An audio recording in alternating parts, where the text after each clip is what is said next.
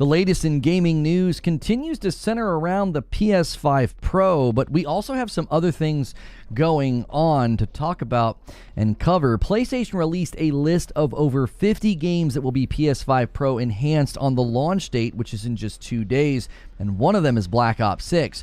Well, what does that mean for future Xbox titles? And we will also be discussing the Nintendo Switch 2 is trending because we now have the absolute last moment or day that it could be announced for their next console. And then there was a rumor about Helldivers 2 coming to Xbox, and there was a pretty significant update from the source of the rumor. And we may already have news about the PS6, but it doesn't seem to be verified yet, and we'll take a look at where this is coming from. I also have more games for your wish list and your radar, and they're all coming out. At least 2 of them are coming out like in the next day or so, or even today. If you like this kind of content, be sure to hit like and subscribe. That helps me, that helps more people find the video. If you want to support the channel directly and get into all of my extra content, be sure to click the join button and pick Member Plus. It's $6 for the whole month, and you get into all of that extra content. Now, the PS5 Pro specs did get revealed and leaked, and this was something that was causing quite a stir. Digital Foundry has since confirmed that the GPU is in fact a 16 teraflop and not 33 like some of the leaks were claiming. Now, some were theorizing that there would be a doubling effect from RDNA that would get it to the 33 teraflops that were in the leaks, but that seems to be being shot down as well. Now, Digital Foundry also said, however, in their coverage where they verified it would be 16 teraflops, that the teraflop war is over and, quote, there are other factors that determine the overall system performance level. This was John Linneman saying that. So it's not all coming down to teraflops anymore. So many are citing Digital Foundry as, hey, these guys are saying it's not 33 teraflops, it's just 16, but they're also saying that's not the real determining factor any longer. It certainly wasn't the determining factor in how strong the Series X ended up being in the market. So as I've continued to say, folks need to stop getting ahead of themselves and wait for the breakdowns and the tests, because I do think there's quite a lot in the Pro that is showing itself to be significant in getting better performance out of games, and it doesn't come down to just one stat. It comes down to everything working in tandem. Now, on that same token, when that 50 games list dropped yesterday, I didn't even notice that Black Ops 6 was listed as a PS5 Pro Enhanced game. So we were looking at that list of 50, and I was surprised. I was like, wow, there's almost 100 games on the list that I've seen. Why are they not listing those, 90-something games? But PlayStation was focusing on what will be ready day one for the PlayStation 5 Pro, which is why I completely missed that Black Ops 6 was listed there as a PS5 Pro Enhanced game. Now, that was also officially announced by Sony, if you think about that. Now, this is interesting for a couple of reasons. First, there are a ton of games that will be Pro Enhanced that are not going to be ready day one. But the biggest Xbox first-party game of the year will be ready day one for the PS5 Pro's release date. Now, this leads to my second thought on this. This could be a pretty strong signal that Xbox will ensure their games are PS5 Pro Enhanced on their release dates. We don't have a real test until Doom the Dark Ages gets here, because Indiana Jones is a staggered release date to PlayStation and is hitting Xbox first, and the Pro was not available when Black Ops 6 released just a week ago. So we will continue to watch how Xbox handles their games in the PS5 Pro enhancements with respect to marketing, but also day one releases, because will they let this continue to be something only PlayStation announces? Will this be something that they allow to be even uttered or said when the game hasn't even come out yet, like in the lead up to the marketing? We'll continue to watch that and see how that plays out. Now, speaking of consoles, I don't have a trailer for this one, but the Nintendo Switch 2 announcement window is pretty confirmed right now. It's about as confirmed as you can get according to their own earnings calls. Everybody was thinking that the Nintendo Switch 2 was going to be announced any day. That's what people kept saying, and I continued to say that that made no sense. We know the device will not be available until the earliest second quarter of next year, so 2025. Okay, their own earnings calls, their own reports have said no new hardware until that date. It was pushed out of this year. So my question was, why would Nintendo announce the Switch 2 right before the holidays if you couldn't even buy it until next year in the second quarter? This would slow their already slowing sales of their hardware. Now, that's not a slam. The Nintendo Switch 2 has been insanely dominant for the last 7 to 8 years. And they're close to 150 million total units sold, which is insane. So I just don't see them saying anything about the Nintendo Switch 2 until early next year. And according to a recent report, that's the latest possible window that they will be able to announce it. GameRant.com reported the following. Nintendo president Shuntaro Furukawa said that the company still plans to announce the next console during the current fiscal year, which runs until the end of March 2025. Now, this lines up with what I thought they would do. You would kick off the year and you announce the Switch 2. I think they could have an event in February or March, and then April would be the earliest you could see this thing released, that second quarter of 2025. I don't see them announcing this in quarter one and then making you wait till Christmas or something. They delayed it out of this year. It was supposed to land in 2024, and they delayed it. Now, that could be due to a handful of things. There were reports that they wanted to meet demand, because demand's going to be crazy. When you've sold 150 million of your previous console, it's going to be tough to make enough to meet demand. But also, they probably want to have a strong launch year lineup of games. So keep your eyes open for the Nintendo Switch 2 announcement, but not until we get into next year. I think they're going to ride out the holiday season and not say a word about it. Now, we also have information about the Helldivers 2 rumor about it potentially being considered to come to Xbox. Now, this was something that cropped up earlier this year that, hey, they were considering it. Now, my position on Helldivers 2 coming to Xbox has always been, I'm totally fine with it. It wouldn't bother me in the least, because I have always said that live service games play by different rules. Get as many people as you possibly can in the funnel. Now, I also said my concern is always game quality. When the game exploded in popularity, Arrowhead did not want to overhire. They didn't want to get too big, so they haven't grown significantly as a company.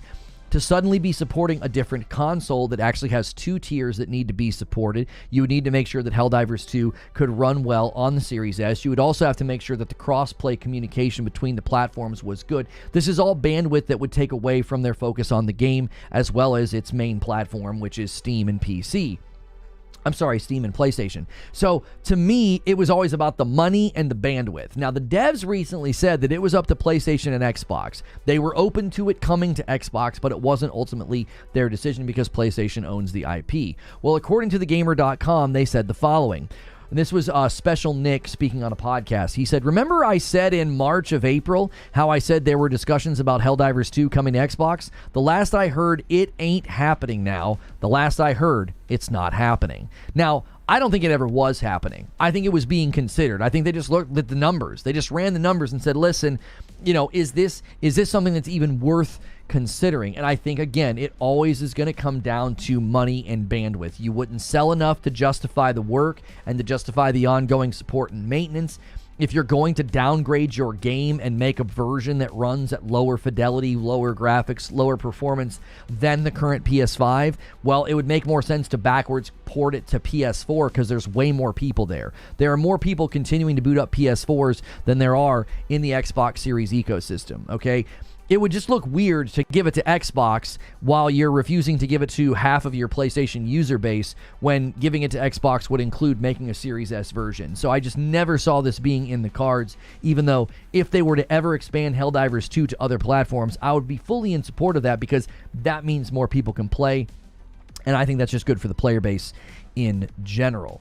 Now, we're also seeing, last thing before I put some games on your wish lists and your radar, there's already some info floating around about the PlayStation 6. There was a tweet claiming that, according to Reuters, a PS6 contract with AMD has officially landed. The tweet said the following. PS6 confirmed by Reuters. AMD has been awarded the PS6 contract, and TSMC will manufacture the PlayStation 6's SoC. The PS6 will be built on the x86 architecture and will be the first natively backwards compatible PlayStation since the PS3. Now, the only reports I could find about this were like a month old, and they were reports based on leaks.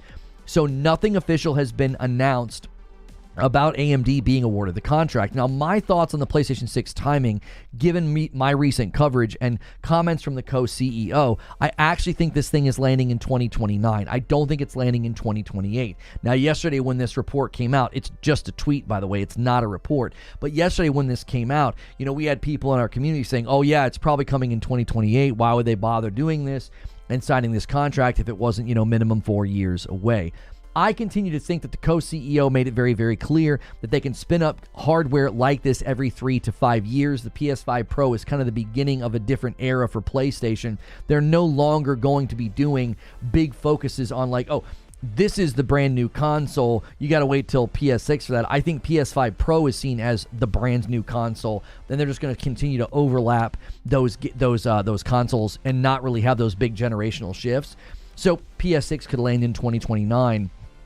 And not at all need to land earlier than that, especially with dev cycles getting longer and the first couple of years of the PS5 being a slow spin up because of the pandemic and because of the chip shortage. I continue to think that that's going to have a longer tail for this current generation. So I don't think you actually see the PS6 until 2029. And this contract is going to be maybe one of the ways we can speculate on that timeline when it officially happens, because right now, nothing official.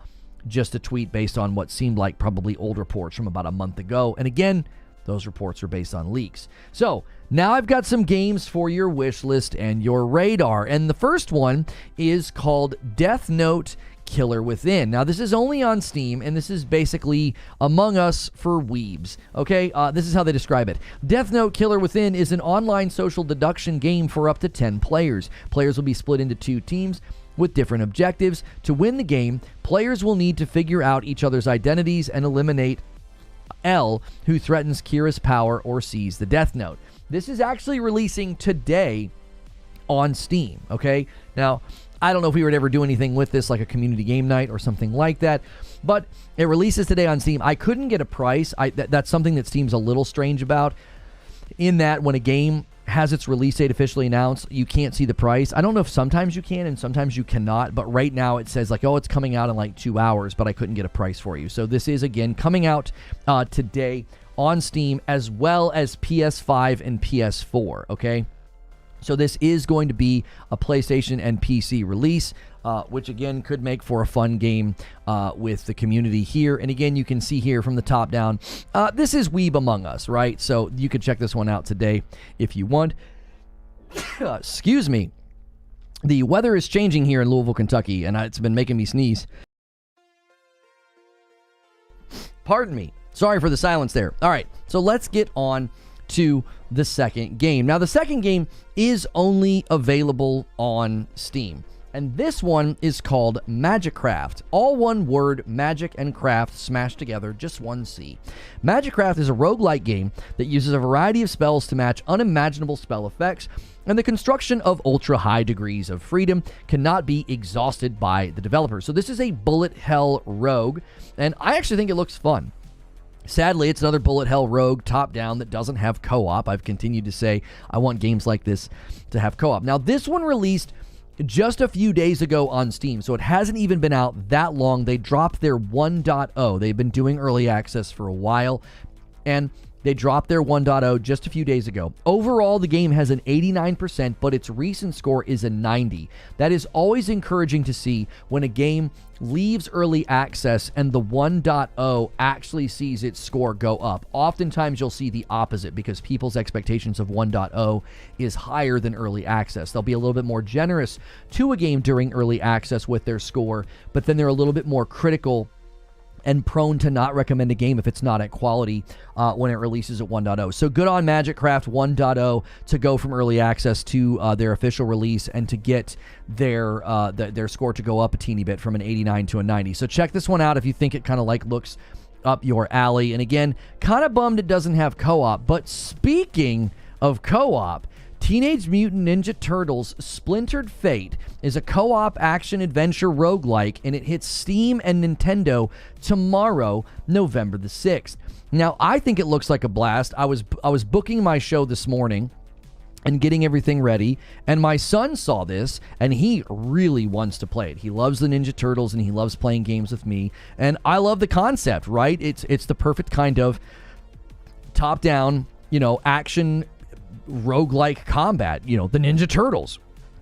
Give them different abilities, give them different combos and different things. So I'm looking forward to trying this out with my son. We will play it over the weekend, and I will report back. We will likely play this on Steam, though. I'm a little bummed it's hitting Steam and Nintendo and not Steam, Nintendo, and the other consoles. But given the performance of Nintendo, especially with something that's fast-paced and very frenetic like this, we will be playing this on Steam in my living room. We tried Brotato co-op in the living room, and we liked it. There's just no meta progression. So it's like you don't ever feel like you're getting any stronger. It doesn't matter how well you play Brotato. You're always just starting over. What's interesting is Brotato has a sense of meta progression on their mobile version. A little frustrated that we have not yet seen that come to the main game because it's a microtransaction sort of funnel on mobile, but whatever. Anyways, all the stories today. PlayStation specs released. We learned that the teraflops are not what people thought it was, but Digital Foundry saying that probably doesn't matter because there are a lot of other factors that go into performance now. Also, they released over 50 games that will be PS5 Pro Enhanced on its launch date, and one of them is Black Ops 6, and we kind of asked the question, what's that mean for future Xbox titles? And the Nintendo Switch 2 is trending because, hey, we now know the absolute last day they can announce the Nintendo Switch 2.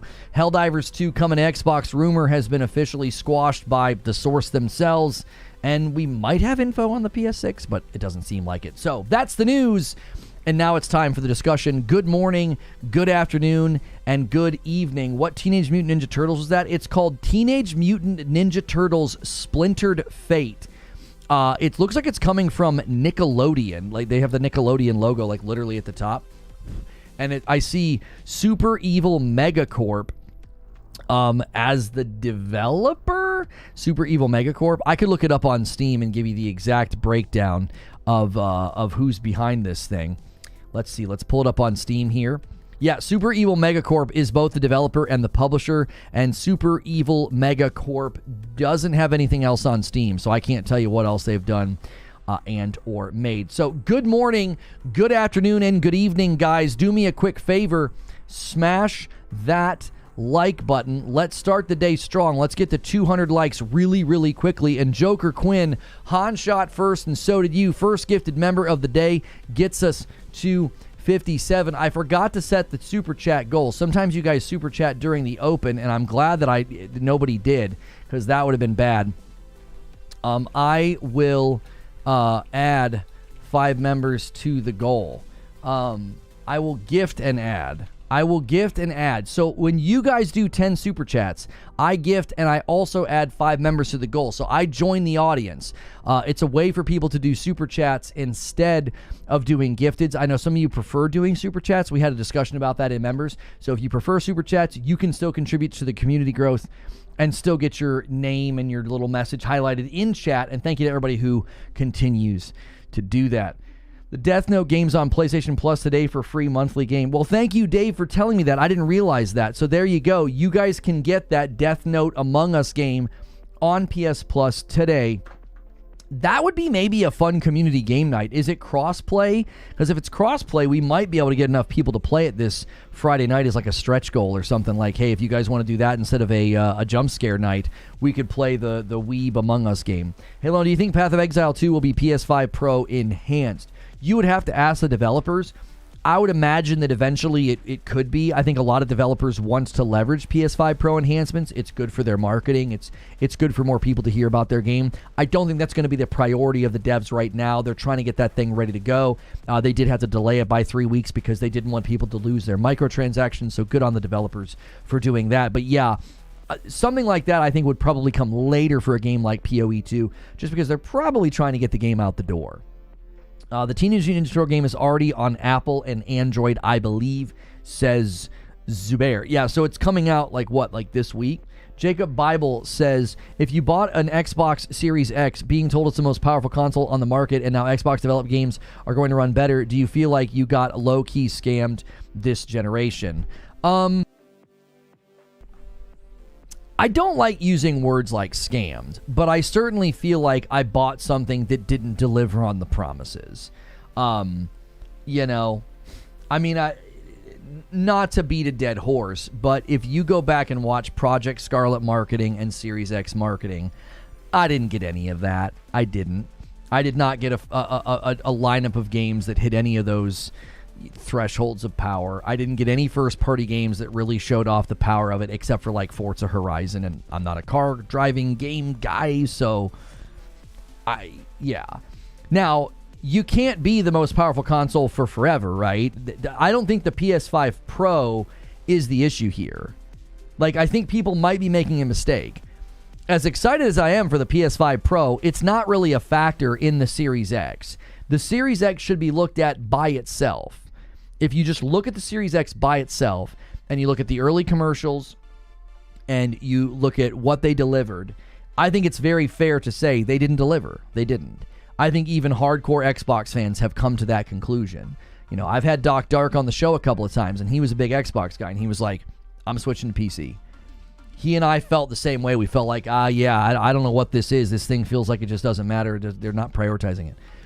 And personally, I don't want to call it a scam, because I don't think they walked out and said, we're going to lie to people and trick them. Like, that's what a scam is.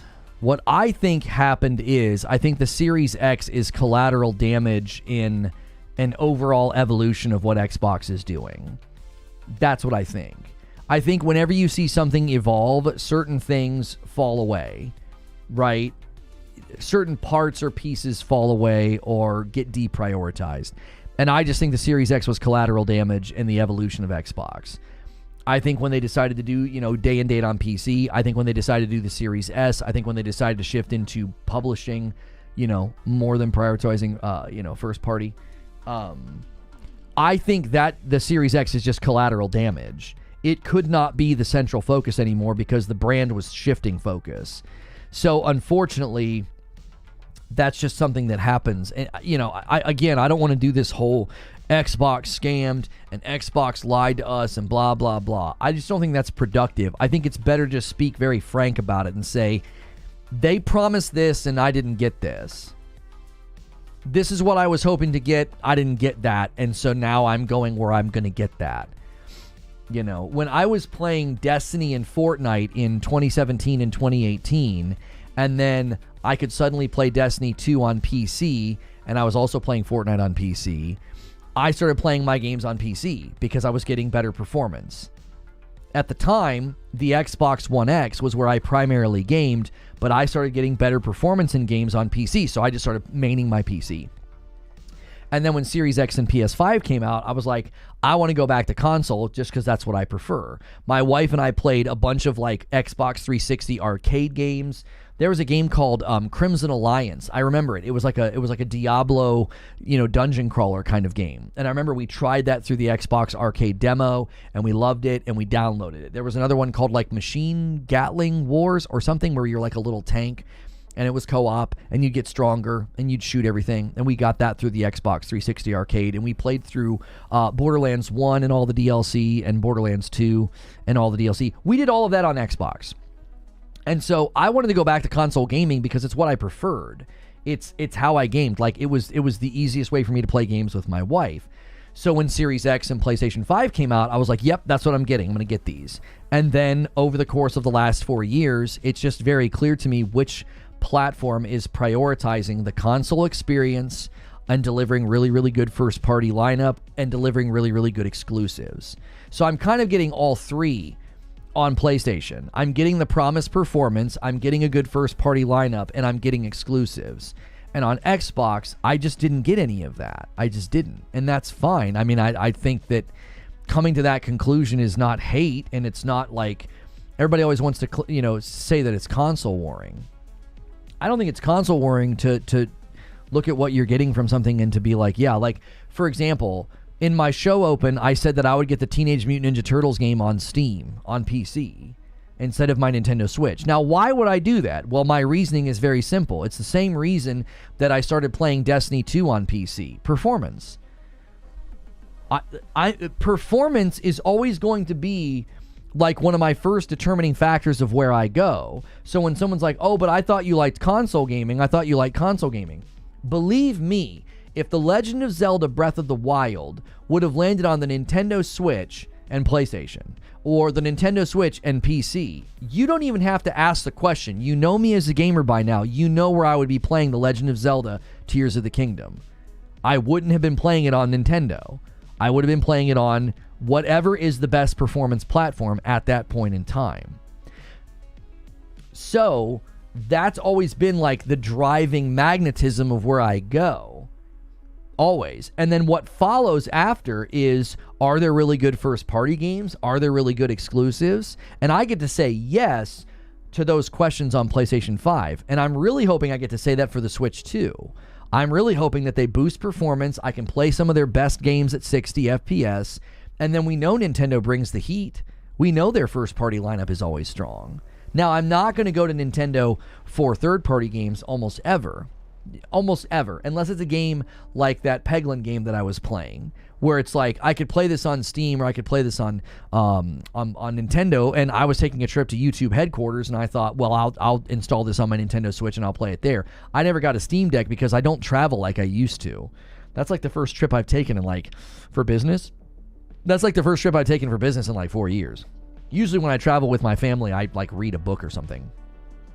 Guys, take a quick second and hit that like button. We're 25 minutes into the show. Let's try to get 50 more likes. There's a bunch of you here. Thanks so much for tuning in. If you like the show, you can show how much you like it by just hitting like. It's free to do that. You can do what Alapark's doing, a VIP renewal. He says, you know what's delivered on its promises? The amount of content I get from my membership to Reforge Gaming. Thanks for filling my work days with great convos. Thank you for 27 months, Alapark. I appreciate it so much.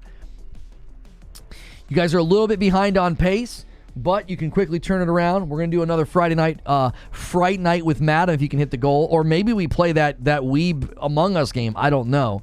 Crossplay is supported. It's just PC and PlayStation. Yeah, Death Note Killer Within is skipping Xbox for some reason.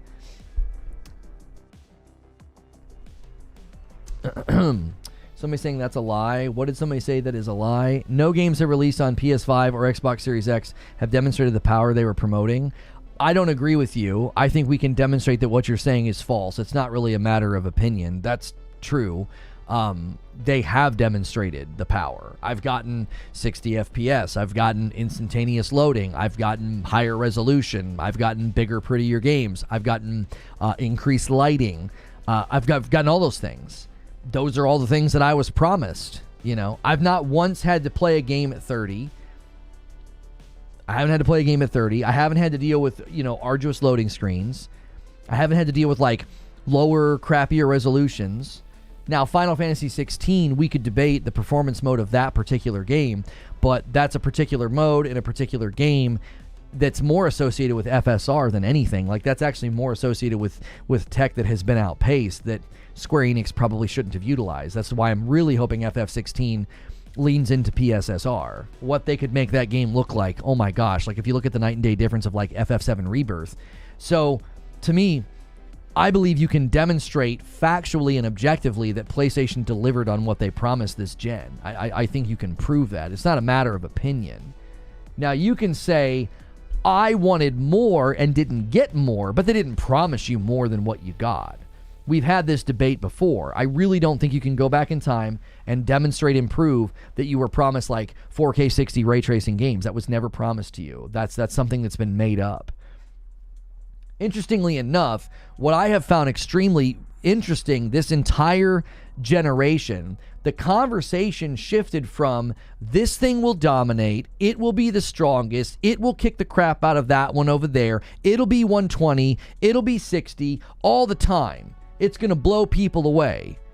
And then the conversation shifted to, well, it's on the devs. And then the conversation has now shifted to both consoles have failed. And it's if you track the trajectory of that conversation, I just think it's an embarrassing display of a lack of self-respect, honesty, and having standards. It's hold people accountable and just be honest. It's just easier. It's far easier than to just constantly move goalposts and make up things and then be yeah, well, they both have failed. And it's nope. No, that's not true. It was when Gotham Knights came out. It was when Gotham Knights came out at 30. What did everybody start saying? Yeah, these consoles just aren't strong enough, man. These consoles just aren't strong enough. We're just gonna remember the headlines. Remember the videos. We're gonna go back to 30 FPS. It's easier for good and honest people. I guess that's true. Remember what all the headlines in the videos? We're gonna go back to 30 FPS games. Do you remember that? And do you remember how strongly I railed against that? I was like, we're not going to go back and we're not going back. You're crazy if you think we're going back and the standard's going to be 30 FPS. And this week is definitive proof that we're not going back. We're not. Do you guys remember the sky is falling, doomsday, these consoles just aren't strong enough, we're going to go back to 30 FPS games again, it'll become the standard? Do you remember that nonsense? And I said, this is the most ludicrous thing I have ever read. We are not going back. That's unfortunate that I'm using that phrase because that is not...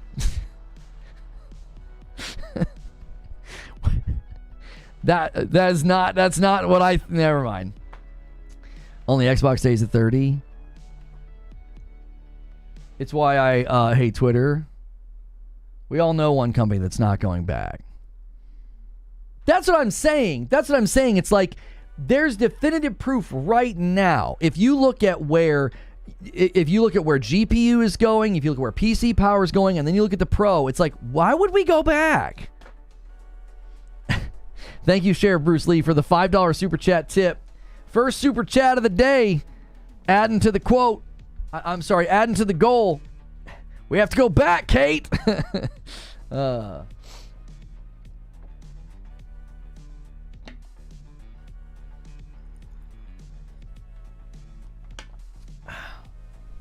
This is what I remember. Yeah, I remember the memes of Kratos punching. What's this one? I remember this one.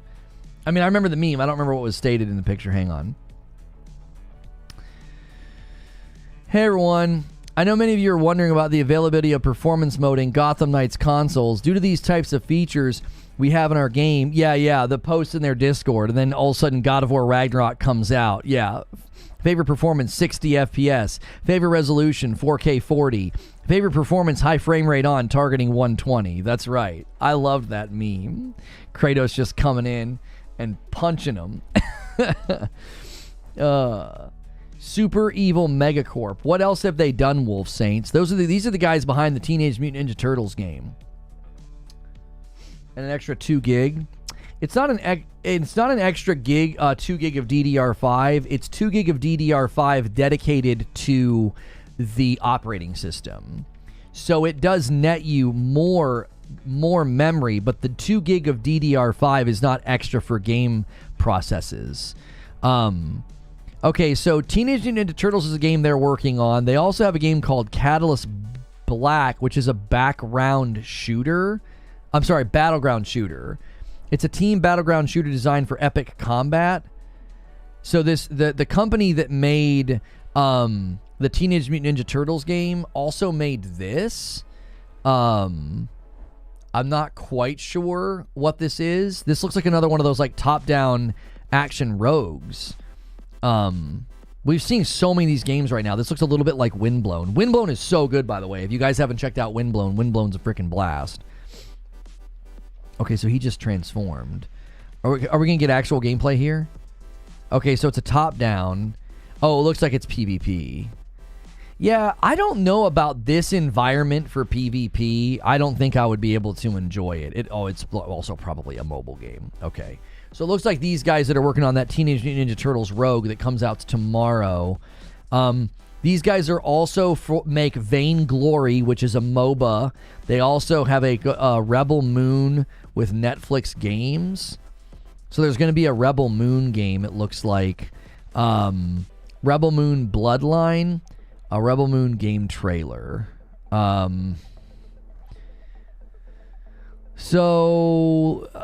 This is probably going to be cinematic only. Oh, no. So this is their specialty, it looks like. It looks like their specialty is top-down, and they're going to have a beta of this. This looks like it might be co-op PvE. Top-down 4-player co-op action game for mobile. Okay, there you go. Yep. So they're coming out with a Rebel Moon PvE co-op game. So the guys that are making that Teenage Mutant Ninja Turtles game, that seems to be their expertise, is like top-down frenetic combat. So guys, take a quick second and smash the like button. Welcome on in. We're talking about the latest in gaming news. Anything you're seeing out there, bring it up. You can subscribe for free and talk and chat. You can become a member or gift members and add to the member goal, or you can super chat, and that works on a goal to help us add more members as well.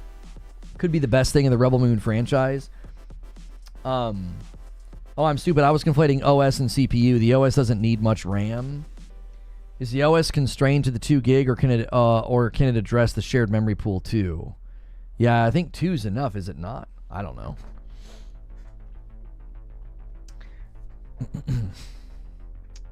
So Fuzzy was asking if I was going to stream on my birthday this Saturday. I don't know. It's my birthday week. So maybe we'll celebrate Friday night. If you guys if you guys bring the heat and you unlock Friday night, we'll do a Friday night, birthday stream or something. Splintered Fate has been on Switch since like July. It's dope. Oh, it's already out. I thought it was hitting Switch and Steam tomorrow. So it's hitting Steam tomorrow. That was my mistake in the reporting. I thought it was hitting both platforms tomorrow. That's my bad. So does it have reviews? TMNT, Splintered Fate. Is there a Metacritic for it? Splintered Fate, Metacritic. It has a 74 for the Switch, but the user score is an 8.2. So it's split down the middle. It's got 19 positive, 17% mixed. I want to see what people are saying that are negative. They may have struck gold with the franchise, but with an empty story, a myriad of audio problems, and the same difficulty as an actual turtle flipped over, a game that wants you to play it over and over makes it impossible to play it over and over. It looks and feels like a mobile game with a lot of structural limitations. Ultimately, the best way to play this is in short bursts. Turn your brain off. This looks like a perfect game for me and my son. I mean, if people were expecting some like insanely intense roguelike, that's probably why they're disappointed. It's too dedicated as far as I know, leaving the original 16 accessible for the devs. Right. If I understand correctly, there will be about 15.5 gig of DDR6 available for gaming unless they've optimized the OS with the Pro. Happy birthday. Thank you, Lobo. We talked about the Nintendo Switch 2 earlier, Joel. Yes. So, can't wait for the digital Foundry coverage tomorrow. Yo, good to see you, Nick. Yeah, that's what I want to see, Nick. So, 2 things. I got 2 plates I'm spinning here topical-wise. Nintendo Switch 2.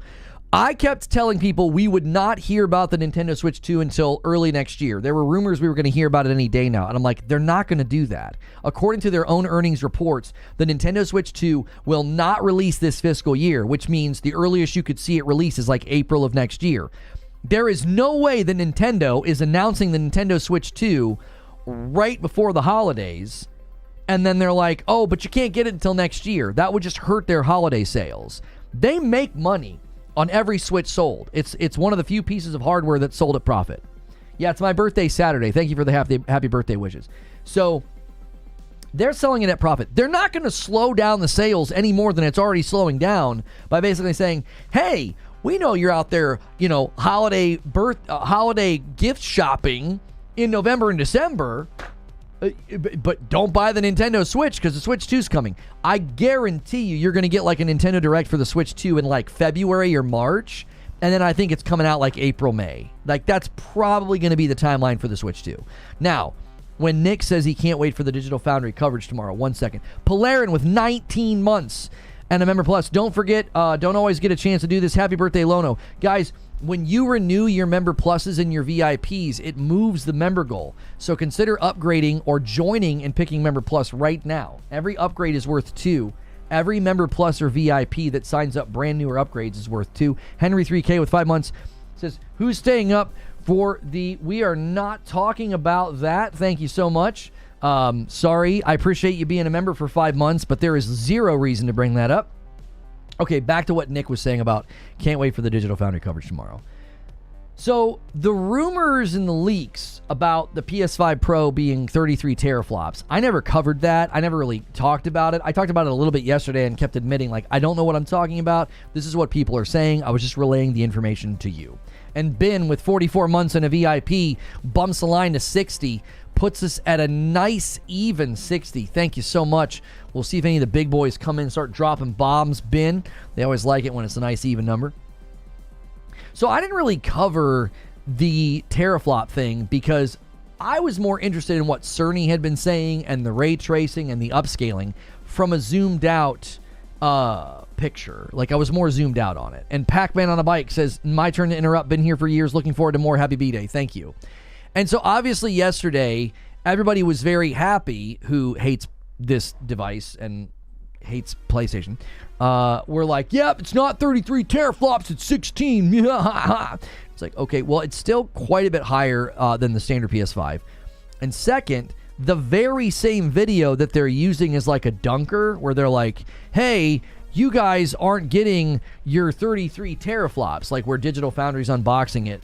And they were kind of surprised because they thought, man, I wonder what else from the leaks wasn't true, right? Well, in the same video where they outline that it will be 16.7 or whatever teraflops, John Linneman says, well, the teraflop war is over and there are other factors that determine the overall system performance level. He's like, this is not... If you guys remember the teraflop war before these consoles came out, that all looks really silly right now. Yo, what's good, Deadeye Survivor? Happy birthday to my fellow Scorpio. Thank you. I appreciate that. Thank you for all the birthday wishes. You guys can celebrate my birthday all week. It's on Saturday. I will not be streaming on Saturday. I'll be hanging out with my family. So you can celebrate it all week long. That's totally fine with me. You can say happy birthdays many times as you want. Now, the teraflop wars in the beginning of this gen, like, if you go back and look at it all now, it all looks just a bit silly. It's like everybody thought that was the big thing. That was the determining factor. And it's like, well, no, it seems like now, and this again coming from the Dying Light developer, he said PSSR is going to be more significant than the raw GPU power. And you got devs saying PSSR is a game changer. You got third-party devs saying, yo, PSSR has made us able to do a whole bunch. Like, people are singing the praises of that. And it's what I kept coming back to. Happy almost birthday. Thank you, Haseo. It's what I kept coming back to when we were having, like, the GTA 6 discussion. I was like, folks are getting ahead of themselves, man. You're getting ahead of yourself. PSSR could eat up and buy you a bunch of headroom and enable you to do a whole lot. Look at what they've been able to do with Dragon's Dogma, as an example. Happy early birthday, PS5 Pro looking like a must-buy for me. Enjoy with 17 months. Guys, make sure if you are paying for your own membership, use that upgrade command and grab that Member Plus. It's $6 instead of $5, but then I get to count you in the member goal every month. It's the only way I can tell the difference between gifteds and paying members, so consider upgrading today. The next milestone is we need 600 people at Member Plus and above. And when we hit Member Plus and above at 600, we will celebrate. There's a game I have to play. I do like a weekend IRL stream with you guys. It's a blast. Real funny, Lono. I'm colorblind, have no idea what Super Chat is teal. What's the dollar amount? Oh, it's $5. Yeah, they shouldn't have it set to teal. It should say $5 or more. Yeah. Every 10 Super Chats of $5 or more, I'll turn around and gift 5 members, and I actually add it to the total. I don't add to the total, but you guys can make me add to the total. Ding! Lazy Nerd with a Member Plus. Thank you so much. So, I kept saying people are getting ahead of themselves. Like, look at the jump you got in, like, Dragon's Dogma 2. It went from, like, the most egregious area, even after the patch, they addressed some of the frame issues with the patch, and one of the most egregious areas was in, like, the 40s. And on the Pro, it's in, like, the low to mid-50s, which if you have VRR turned on, if you have a VRR-enabled monitor or television, VRR will protect you from that. You won't see it as much, right? You might sense it a little bit, but as long as it doesn't dip below, I believe, like 48, VRR's got you covered. And that's one of the most egregious areas in, like, the mid-50s. And then when you get out into the base game, it's like 60s. They were able to do that with Dragon's Dogma 2, which is a CPU-constrained game.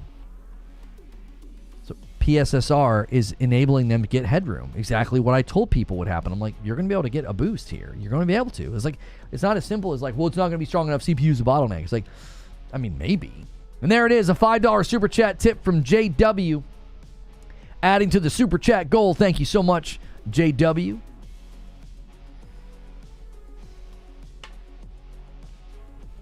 Cerny told them about the so-called teraflop advantage and they laughed at him. It really does feel like a repeat.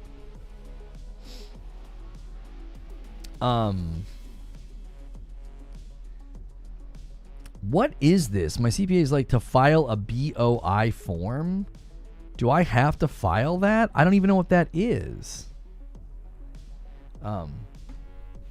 Nobody thought this was a big thing. Teraflop is just a calculation of the shaders of the GPU. There's 2 times frequency. If the GPU never exceeded VRAM or stalled in any way, then it would be perfect. What? Yeah, you guys start dipping into that stuff, and I'm just like, I don't know what any of that means. All I know is how some of the tech works, and the way that they were describing how some of the tech works, I was like, you've got to wait until the actual tests come out. If upscaling is a selling point, I'll just wait for the PS6. Do you honestly think that upscaling is going away? Do you think that upscaling is not going to be present on GPUs? Do you think upscaling is not going to be present on the PS6, as the internal reports indicate that PSSR is also going to be on the next console, and they're hoping to hit 4K 120 and 8K 60 with PSSR? Like, the best GPUs on the market are hailed at what they can do with upscaling. That's one of the things that people have been celebrating about upscaling in general. Like, see, this is what I think happens. I genuinely think people get bad information and they think that, like, upscaling is bad. The console is weak, it's going to have to use upscaling. And it's like, have you been paying attention at all to GPU technology in the last 5 years? Like, this is one of the big innovative things that they've come up with. This is quite literally the forefront. It's the new frontier of how to get better performance in games is upscaling. Upscaling is your friend. It's not your enemy. It isn't. Now, I think you can see bad examples and people misunderstand. Frame gen in like Black Myth Wukong, that's not upscaling. That's frame gen. That's them using double, like almost like a frame generation piece of technology to double the frames. So it's like interpolating frames in between. So like frame 1 and frame 2, they jam a frame in between, and they just keep doing that, so that you go from 30 frames to what feels like or looks like 60 frames, but you're still only playing 30. So in between all those interpolated frames, you're dropping inputs, you're having latency. That's not upscaling. I genuinely think people don't understand upscaling. I think to a lot of people, it's like a dirty word because they watched a video or a podcast where people are like poo-pooing upscaling, and they're like, yeah, they're singing the praises of native. And it's like, you don't want native. Native is just a waste of essentially performance taxation. Like, why would you strive for native when you can upscale and get better performance, or at least more consistent performance? Geek to Sneak with 25 months. Good morning. Hope everyone's having a great day. Thank you so much, Geek to Sneak. I think he was talking about the blurring effect that comes with upscaling. I mean, upscaling is getting better, and it obviously has pros and cons, right? It can affect image quality. It can affect image stability. It can affect, like you're saying, almost like a fuzziness or a blurring effect. That's sort of comprised by image quality, image stability. This person was talking crap about AI upscalers because they're a crutch. What's a better alternative? Even more powerful, therefore expensive hardware to brute force bad optimizations or longer wait times. I think the narrative that upscalers are a crutch is completely overstated. There are certainly games that are coming out. Mr. Lono, happy birthday. Thank you so much, Frank. There are certainly games that are coming out that are not properly optimizing their game, and then they're like, oh, well, we can lean on upscaling and that can help. Right?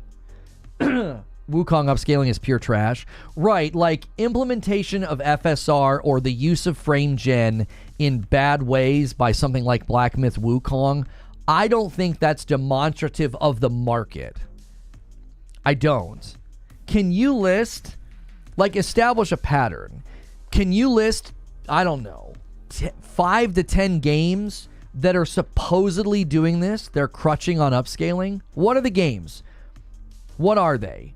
Are these mainline big games? Are these mainline big developers? Can you list 5 to 10 that are out here clearly and demonstrably crutching on upscaling? Is that true? Or is this just made up fan fiction to act like, oh, PSSR is not that great because it's a crutch? It's like you're creating a goalpost of measurement that doesn't have grounds. It's like, well, if it's a crutch, then show me who's doing this.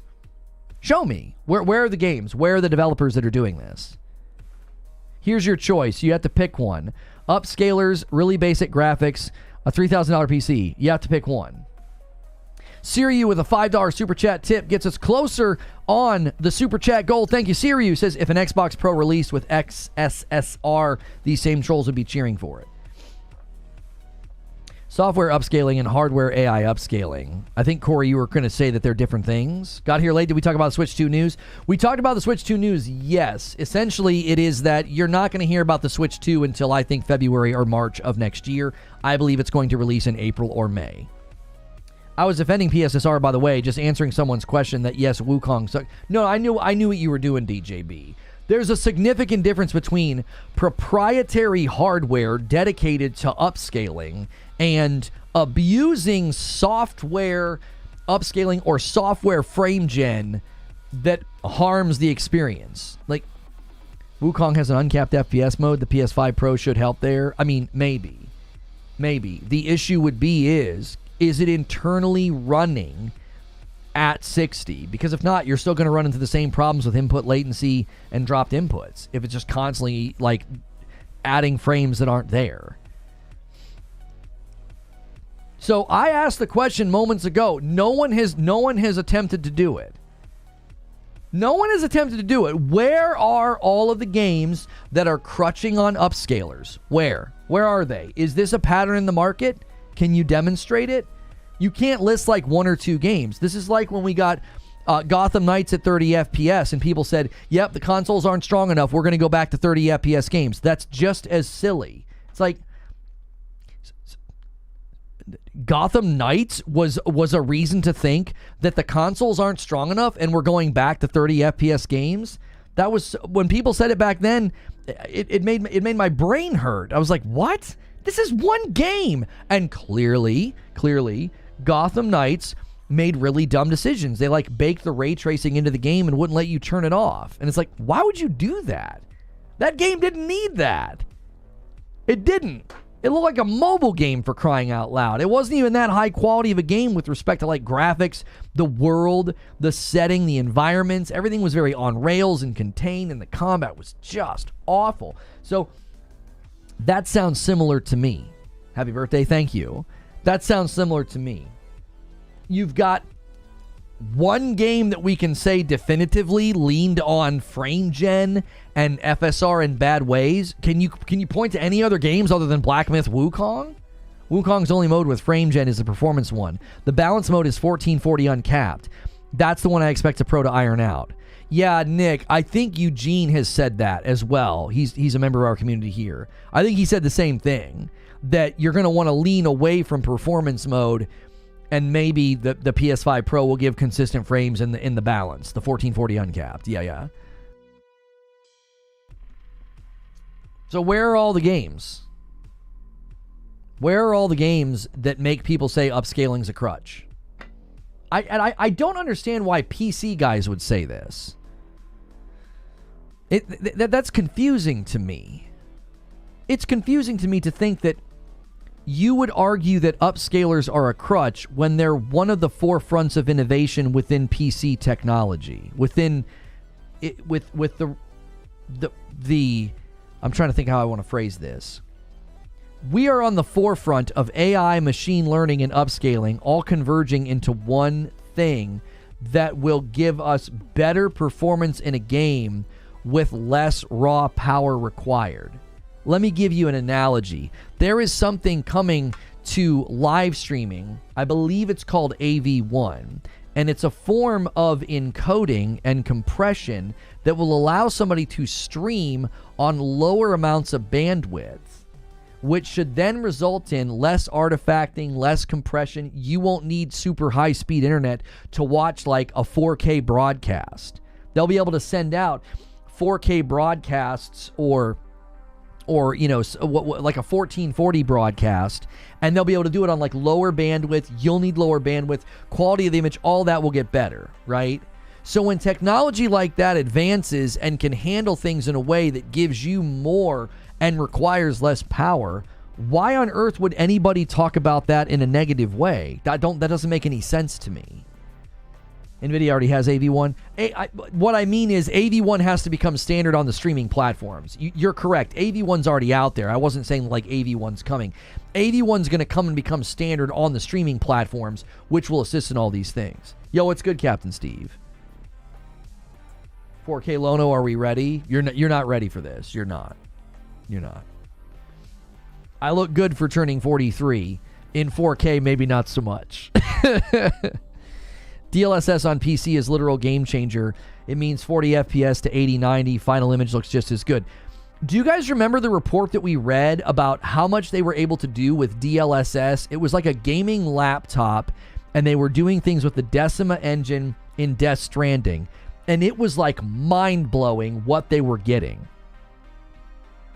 The performance they were able to get and the image quality they were able to get on like a mid-level gaming laptop, and it was the Decima engine, it was Death Stranding. I don't know why you would go and listen to anybody that can stare straight-faced at tech innovation and advancements, and because it's contrary to their ideology, they're gonna poo-poo it. It's like, I think that makes you unreliable and untrustworthy. It makes you unreliable and untrustworthy. Like, I'm not even a PC guy, and I know that's one of the frontiers of PC power and performance is upscalers, machine learning, and AI. Like, these are going to assist with just game development, game performance, as well as people getting more out of potentially weaker hardware.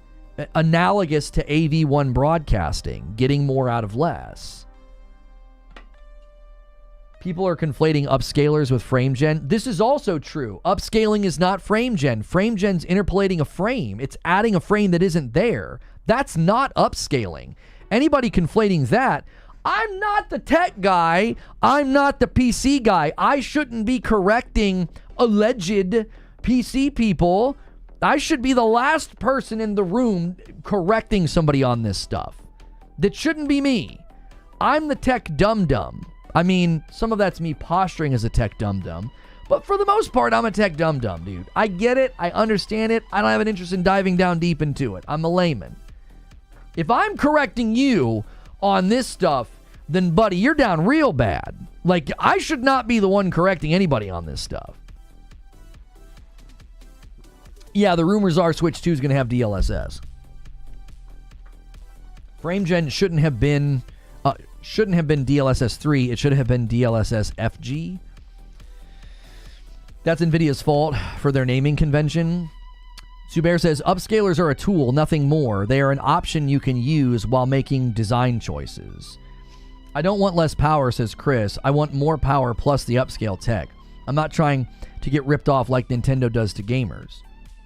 Yeah, this is a misunderstanding though, Chris. Upscalers are not a threat to you if you want more power. Great. Guess what you're going to get? More. You're going to have bleeding edge tech that can utilize the upscaling and the lighting and the ray tracing and the path tracing and the shadows and the twinkling lights. You're going to get way more. And then the people that are down below you are going to get pulled up by this technology. Lono wants to understand tech just enough to understand what he should be looking for. This is correct. That's a very great assessment of what I want to know about tech. What's it do? Sweet. What do I get? Awesome. I'm there. You know what I mean? Like when someone's like, this is the difference between a standard, theater experience and IMAX. I don't need to know any more. I don't need to know dimensions. I don't need to know any of that. Just, it's better. It's bigger. Cool. I'm there. But here's my money. Frame gen on Monhun gave my character a gnarly ghost-like image. It was trippy. Turn that stuff off as often as I can and motion blurry. Yeah, frame gen can also create input latency and dropped inputs because you're not experiencing the frames as they're actually happening. It's a mirage to a certain extent. It's seriously a mirage in Black Myth Wukong on console performance. Like, I couldn't believe the pushback I got on Black Myth Wukong. The ponies were like, this is amazing, it's the best, it's performing perfectly. And I'm like, no, it's not. No, it's not. It looks like somebody wiped Vaseline on my monitor and I'm dropping inputs. Y'all are smoking something. You're smoking the good if you think Wukong's performing flawlessly on PS5. Like, no. No. I can't stress this enough. No. Stop saying it. It's not true. You could be like, I'm fine with it. I tolerated it. You could also just tell everybody that you're not good at these games and you're accustomed to losing fights 25 times. I'm not accustomed to that. It's like, what? No. It's dropping my inputs, bro. Frame gen sucks on Wukong. That's why I played 30. Yeah, I can't do it. I can't do 30. Listen, man, I have a short temper. I can rage out on these games. I'll freaking lose my dadgum mind. I get irritated, right? I'm in a better headspace than I used to be. A couple of years ago, I would blow my lid in these games. I'd get freaking irritated. I'd be like screaming.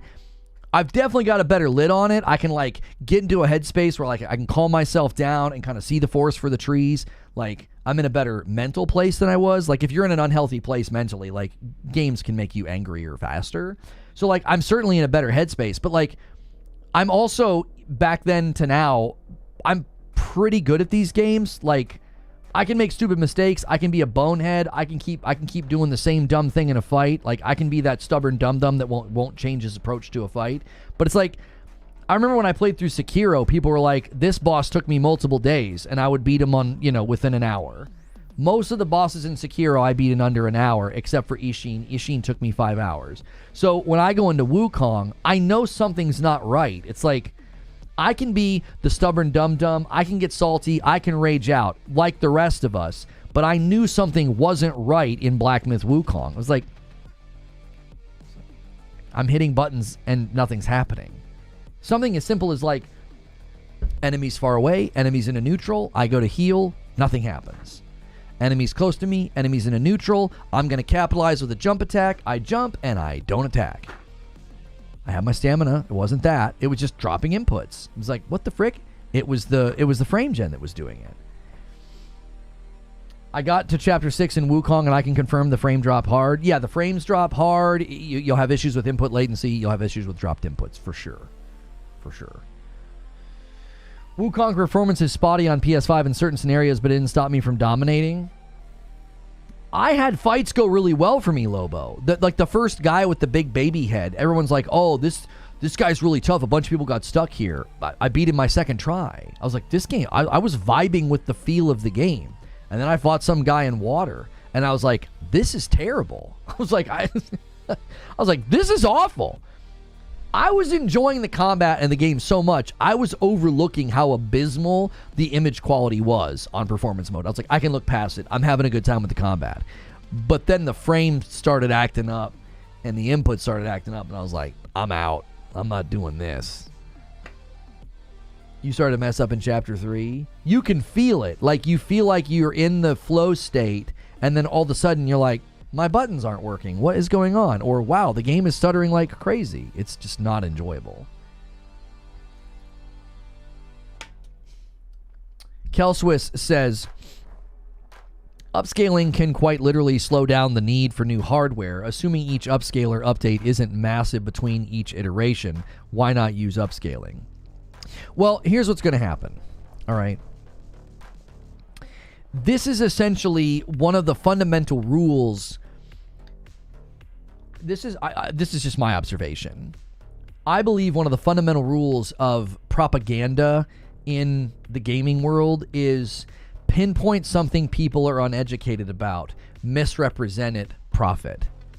So people are uneducated about upscalers. So that's what people are going to do. They're going to fixate on that. You can't fixate on well, it's a 45% stronger GPU. I mean, well, what are you going to do? You're going to argue with that number? You can't really misrepresent a number. People are uneducated about teraflops. So what are they going to do? They're going to fixate on it, misrepresent it, and then they're going to profit.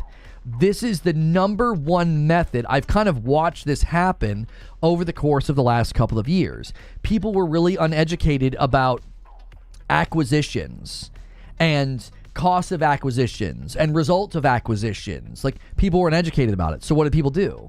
They misrepresented it and profited. There were people that made a significant amount of money last year completely misrepresenting the Activision Blizzard deal, lying to the public, astroturfing, obfuscating, false framing, all these bad actors. They made a bunch of money last year misleading the public about what that acquisition was going to do. Just a bunch of liars. Like, that's what they do. They fixate on something that people are ignorant about, and that's your easiest thing to misrepresent.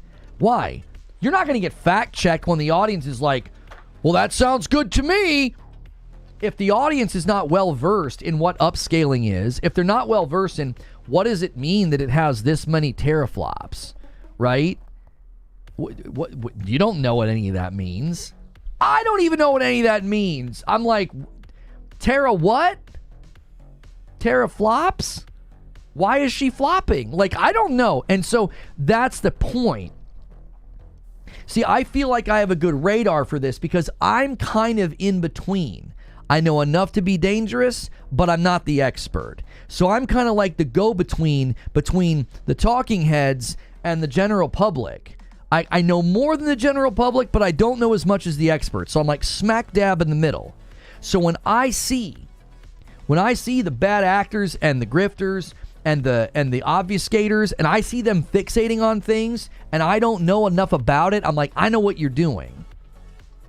I know what you're doing. You're zeroing in on something that people are uneducated about because it's easy for you to do the propagandizing. You can be like, yep, upscalers are a crutch. Yeah, upscalers, you're not getting native. Completely ignoring the fact that, like, the last 4 years, one of the primary things that's been celebrated on PC is innovation with respect to upscaling technology as one of the forefront pieces of the new graphics cards. It's like, this is one of the things that they keep talking about, one of the things they keep showcasing, and now you're going to downplay it? Well, you're going to downplay it because PlayStation is bringing their own proprietary upscaler to the market, and people are uneducated about how upscalers work, so you come up with propagandistic talking points. Well, it's an upscaler. It's not native. It's a crutch. Well, okay, can you tell me, run a report. How many people are running games at, like, on their high-level rigs and opting out of upscalers because they're a crutch? Like, how many people are doing that? I had a guy come into my members-only stream and say this the other day. He's like, yeah, I think the PS5 Pro is weak. I think it's weak. And I was like, okay. He's like, it has to lean on an upscaler. It's a crutch. It's crutching on the upscaler. And I'm like, oh, gosh. I was like, here we go. People with 4090s use upscaling. If they're using it, why wouldn't everyone down the stack? The people the most qualified to run native aren't doing it. This is precisely stated. People on 4090 GPUs are using upscaling. Why wouldn't you see that replicated down the stack of power? The people who are the most qualified to turn off upscaling and just raw on run native power aren't doing it. Why? Because it doesn't make any sense. That's an ideological position. It's not a factual position. If you've got to start to deduce the difference between an ideologue and someone who is facts driven. Ideologues will always deal in this sort of talk. They won't break it down and give you the real reasons. They'll just come up with the dirty word and they'll use the dirty word. because that's a form of propagandizing. It's like, it's a crutch, and then what happens? All the little minions will run around and say that now. Yeah, you're paying for that Pro. The PSSR is just a crutch. Do you see? You're not engaging in actual dialogue at that point. You're interacting with weird bumper sticker statements that don't actually mean anything. Technically, it is a crutch, but crutches are not always bad. I have a high-end PC and didn't use purely as a preference unless necessary. Well, when you say technically it's a crutch, right? The reason I don't think crutch is the right word to use is a crutch allows somebody to push through a latent weakness. You have a twisted or broken ankle or broken leg. You are unable to walk without the crutch. These systems can run games without the crutch because it's not a crutch. Do you see what I'm saying? It's an elevation thing. A crutch doesn't elevate the person. It's not like it's letting the person fly around. It's like, I can't walk. Why? I broke my leg. Well, you need a crutch. So when you picture a crutch, it's like this person is unable to walk. They broke their leg in a car accident and now they need a crutch to get around. And it's like, you don't need the crutch. How do we know this? PlayStation 5 doesn't have it, and it's going to run all these games. This is an elevation, a mechanism of elevation. It's like, you're going to be able to do this. It's almost like, I think a better example and a better analogy is it's like if you've ever seen in cartoons where they attach helium balloons to somebody and they go flying away, or like an exosuit. I think that's a much better example. It's like an exosuit. It's like, oh man, I'm coming. I'm carrying this really heavy thing and I'm almost there. I'll be right there in just a second. I'm able to carry the heavy thing, but if you put me in an exosuit, all of a sudden that heavy thing, it's not as heavy. And I can run faster with it. That's why calling it a crutch doesn't make any sense. It's like, you're not even using the right word. It's not enabling me to carry the heavy thing like, well, I'm unable to. It's helping me do it faster. That's what the upscaler's doing. It's like, you can do this faster. We're going to make this a lighter piece of thing for you to carry. Stepladder wins this argument. The reason I like the exosuit better, no analogy's perfect, is because I think it really gets at the heart of the matter. Lowering internal res and upscaling is basically letting the game do something quicker. It's like we're lightening the load. You don't have to render the game at this res anymore. It's giving them headroom so that they can do more. Now, you could say that, the stepladder's doing that, like it's letting them get up higher and they're able to reach more and do more things. I think both analogies work. Crutch is used as a pejorative. It's like, yeah, you're crutching. You're crutching on that. This is a crutch. You know what I'm saying? It's like, more often than not, that terminology is not used as a form of like elevating a person's performance. You would never look at somebody on a crutch and be like, well, the only reason you're walking faster than me is because you have a crutch. It's like, no. No. But if somebody was in an exosuit and they were able to run faster than me while carrying the heavy thing, you could say, well, that's why. They have something that's enhancing. They have something that's making them, faster at carrying the heavy thing. A better example is like turbo or fuel injector on a car. It allows you to get better performance out of less. Yeah, these are all better analogies than crutch. These are all better analogies than crutch because crutch feels like you're intending to make it sound like it's less than or it's weak or you're buying something that's crappy. And it's like, well, this again sounds driven by ideology and not facts. I've continued to grow a pretty heavy level of disdain for non-truthful,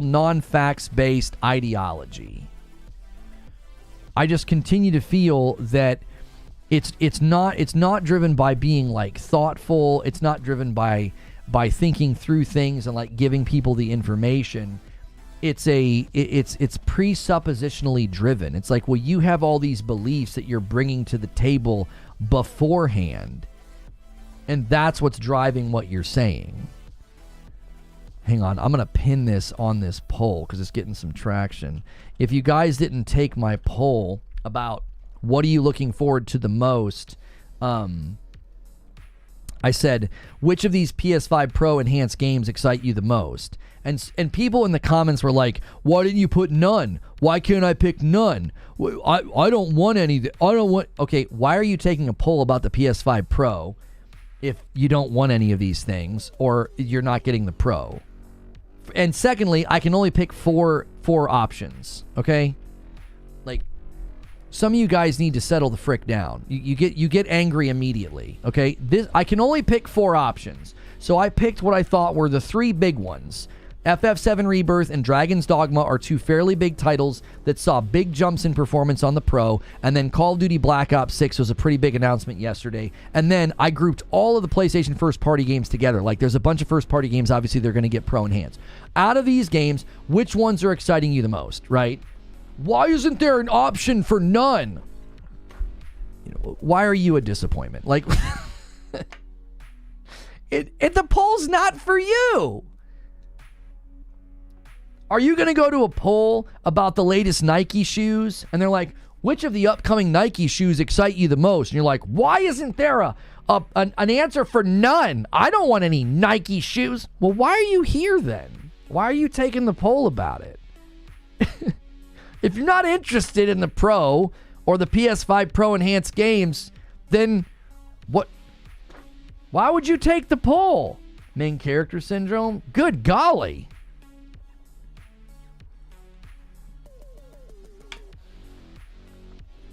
I worry for people sometimes. I really do. I worry for them. Just running around angry all the time. Your blood pressure's got to be through the roof. Like,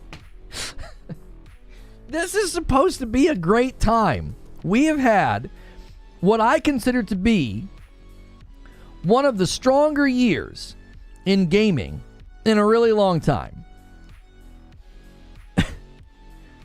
We've had a really strong year, and we're about to have an even stronger year next year.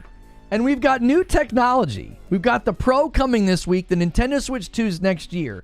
And some of y'all walk around like you literally just stubbed your toe while sucking on a lemon at the same time. Just, it's like, gee, money, Christmas. Like, I mean this. I mean this. For the sake of some of y'all's mental health, you got to find a new hobby or approach this one differently. It's not giving you what it should be giving you. It isn't. You're not getting joy and mirth out of this, man. You're not. I mean, some of y'all got some issues. You got to work through some of it. I don't know what it is. I don't know who hurt you. I'm sorry that they did. I really am. But you got to figure out a way through this, man. Those people are the ones who hate Christmas music. Metallica, nobody hates Christmas music. It's not even Thanksgiving yet, okay? I love Christmas music. But can we get through some turkey? You know? Can I have my turkey coma and watch the parade first before I got to listen to Mariah Carey? We all love Mariah. We all love Mariah. But can I please get a little turkey and stuffing first? Gee, many Christmas. Where's the poll? It's on the community tab. It's on the community tab on the channel. You go to the community tab and you can take the polls. Very nice, Lono. Anyway, chestnuts roasting. That's right. That's right. Guys, take a quick second. If you're having a good time, we're about an hour into the broadcast. We're only halfway through the show. Let's get to 300 likes. I need 50 of you to press a like button right now. We are falling behind on the member goal again. So make sure you're renewing. If you've already paid for your membership, celebrate that renewal. If you're on a Member Plus or a VIP, you get credit in the count. Don't forget to do that. You guys press that $sign. It's like, if you're already paying for it, don't miss out on helping, because the gifting sometimes slows down a little bit, and that's a great way to maintain it, is to basically say, hey, I'm already paying for my membership. I might as well celebrate it in the chat. No Christmas music yet. Allow Thanksgiving to have its own spotlight. That's right.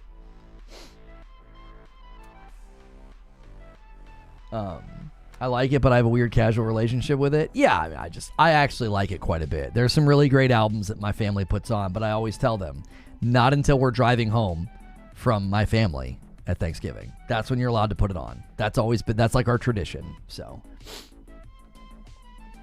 all right, let's shift gears just a little bit here. So, in the realm of PS5 Pro Enhanced games, I was thinking about this last night after we kind of discussed it.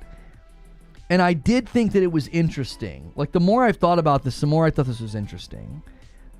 Because if you think about PS5 Pro dev kits and how long they've been out there in circulation, the fact that Black Ops 6 made sure that it was PS5 Pro Enhanced day one for the Pro, am I overanalyzing this? This feels like a pretty significant signal that, like, going forward, I think you're going to be able to count on a pretty consistent focus on being PS5 Pro Enhanced, even from big Xbox first-party titles. For Black Ops 6 to be a PS5 Pro Enhanced game, not later with like DLC announcements or something, but like PlayStation was able to walk out and say, in 2 days this thing launches, and Black Ops 6 is ready to go. We know you can be who you want to be and have anything online, but real life slaps you when not in chat. That's why you're miserable and trying to bring people with you. 2 days and therapy for the doubters. I mean, I've been in therapy for 6 years. I still go once a month with my wife. It's great. It's always good to check in. Just good maintenance. Yeah, somebody did mention that the Death Note game is a PS Plus game. Yes. Yeah. Mm-hmm. They've been enhancing games on PC for years. Why wouldn't they do the same? Well, to me, it's just, I don't know. It's landing different that they focused on making this available day one. I don't know why that feels significant to me. That you have a first-party Xbox developer saying, we need to make sure we're PS5 Pro Enhanced when that thing launches. It shows they're prioritizing PlayStation, says Eugene. PlayStation games are not an afterthought. It's a major part of their strategy. We've been hearing about the Pro for 1.5 years. The dev kits were probably out for 12 months. I don't think it's strange considering PlayStation is more organized with its plans and Xbox keeps changing. Because Microsoft does PC and not PS5? I'm not sure what you mean, Atwood. Metal Slug Tactics is out today on PlayStation. I don't remember if you had your eye on that or not. I'm not really a tactics guy. That's like the XCOM style, isn't it? Divisive Gaming says, the reality is console war's over. People can do whatever they want and refuse to accept it, but Microsoft has moved on. It's all about the money now. More power to them. Yeah, I don't think they're going to have any qualms with a game coming out on its release date and being Pro Enhanced. I don't think they're going to have an issue with that. I think the test case is going to be Doom: The Dark Ages. Pro dev kits haven't been out that long, at least not for third-party devs. Bluey is bringing the grannies to the Macy's Day Thanksgiving Parade. Yeah, I saw that, Talica.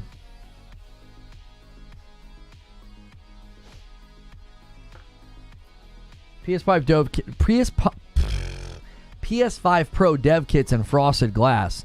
The enhancements have been in the works for a while. Yeah, but I don't think the frosted glass and the PS5 Pro dev kits are in the same... I don't know if they're in the same breath. I think the frosted glass was like bringing games to Xbox. That's not necessarily the Pro.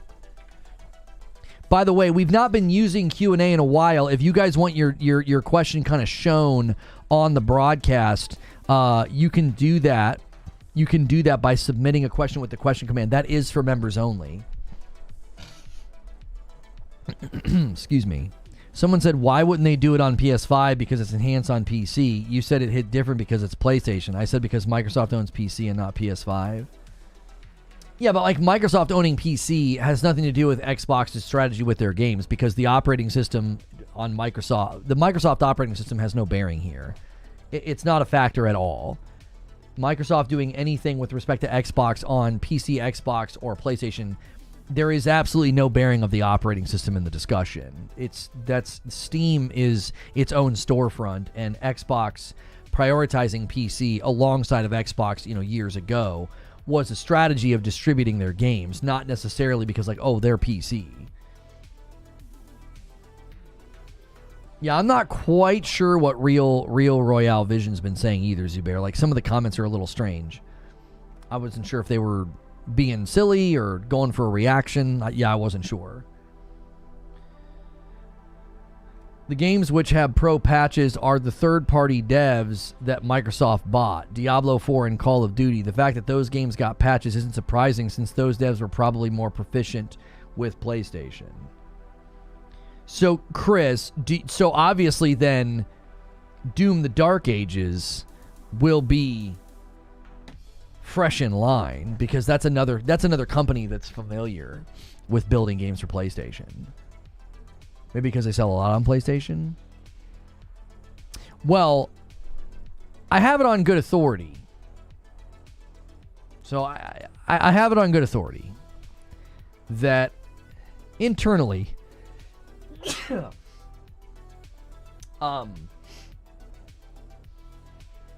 internally, it was communicated that the PS5 Pro exceeded expectations for pre-orders on PlayStation Direct. So in line with what we were saying in my video yesterday about the PS5 Pro is a PS5 killer, it's like, no, this is the new hotness. PS5's kind of shoved off the stage now. Here's the belle of the ball. I wonder if internally that has anything to do with the marketing and what they've said. Like, they basically are communicating. This was my analysis of the latest marketing. Is like, there's a shift in tone here. If they internally saw marketing exceed expectations, does that have anything to do with what I sort of pointed out? I was like, this feels like a change in tone. Because if they felt like, hey, our internal reports are showing that this is in higher demand than we expected, then would they potentially say, let's give this greater priority? Let's put this out there in a way where we're pivoting it against, they're almost pivoting it against the PlayStation 5 base. I'm checking on my order right now. They already charged me, and it says preparing to ship, and it says that I will get it on release date, launch day delivery. So that's what they're saying. I don't have any shipping information yet.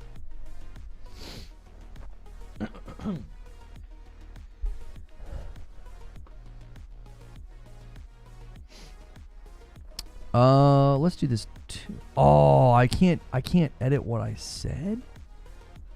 Oh, that'd be so awesome if you could.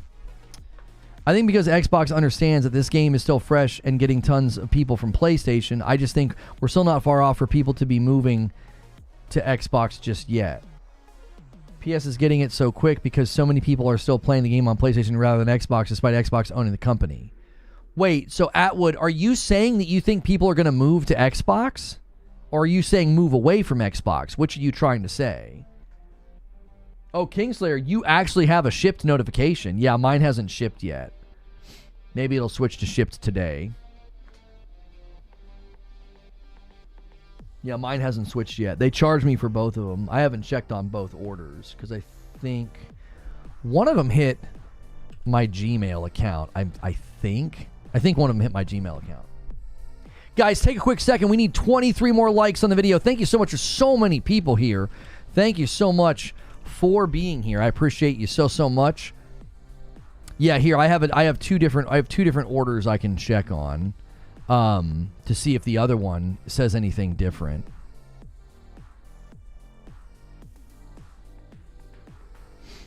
We'll see if the second order says anything different.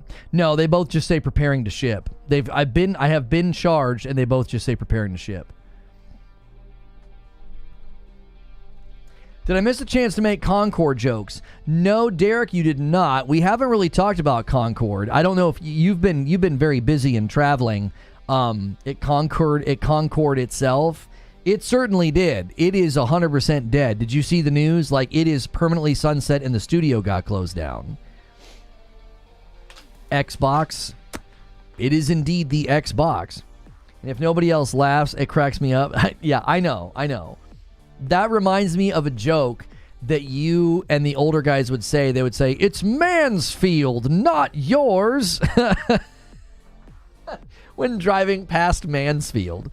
That joke, Concord itself. That makes me think of the Mansfield joke. I don't know why, but it does.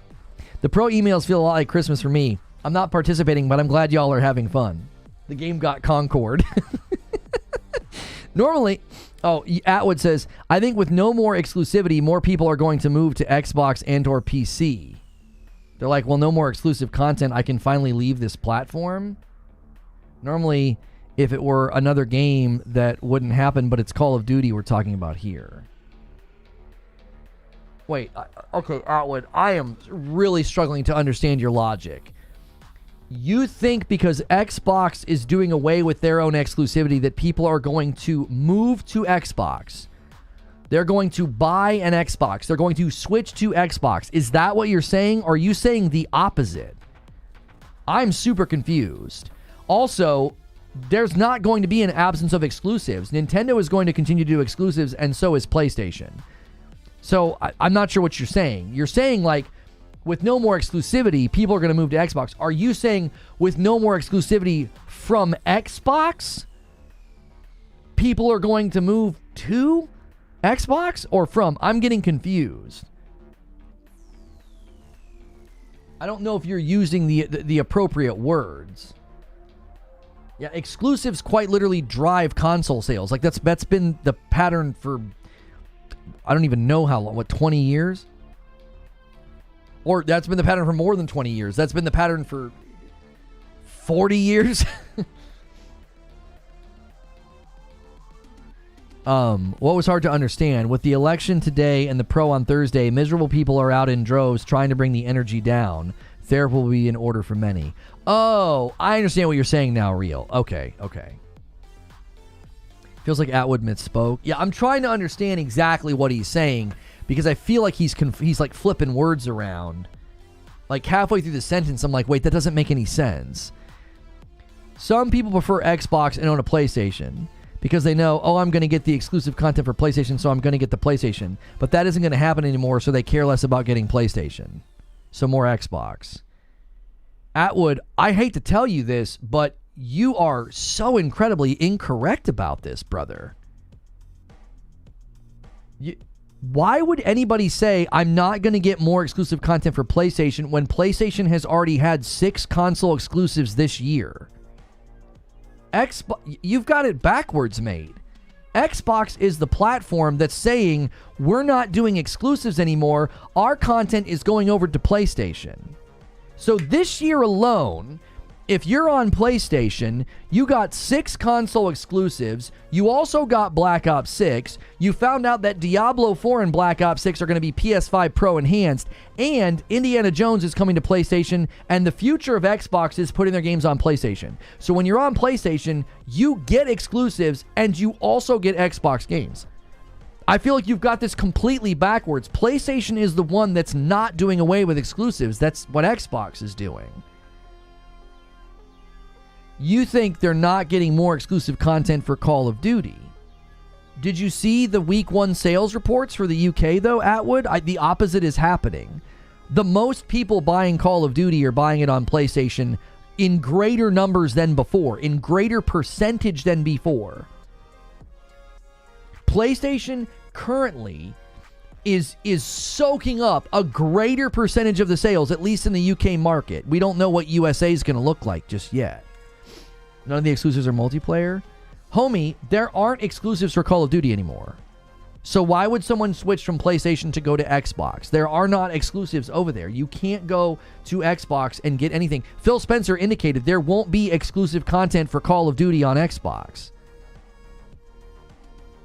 I literally think that you've either gotten told something that's inaccurate or you're just looking at this completely backwards.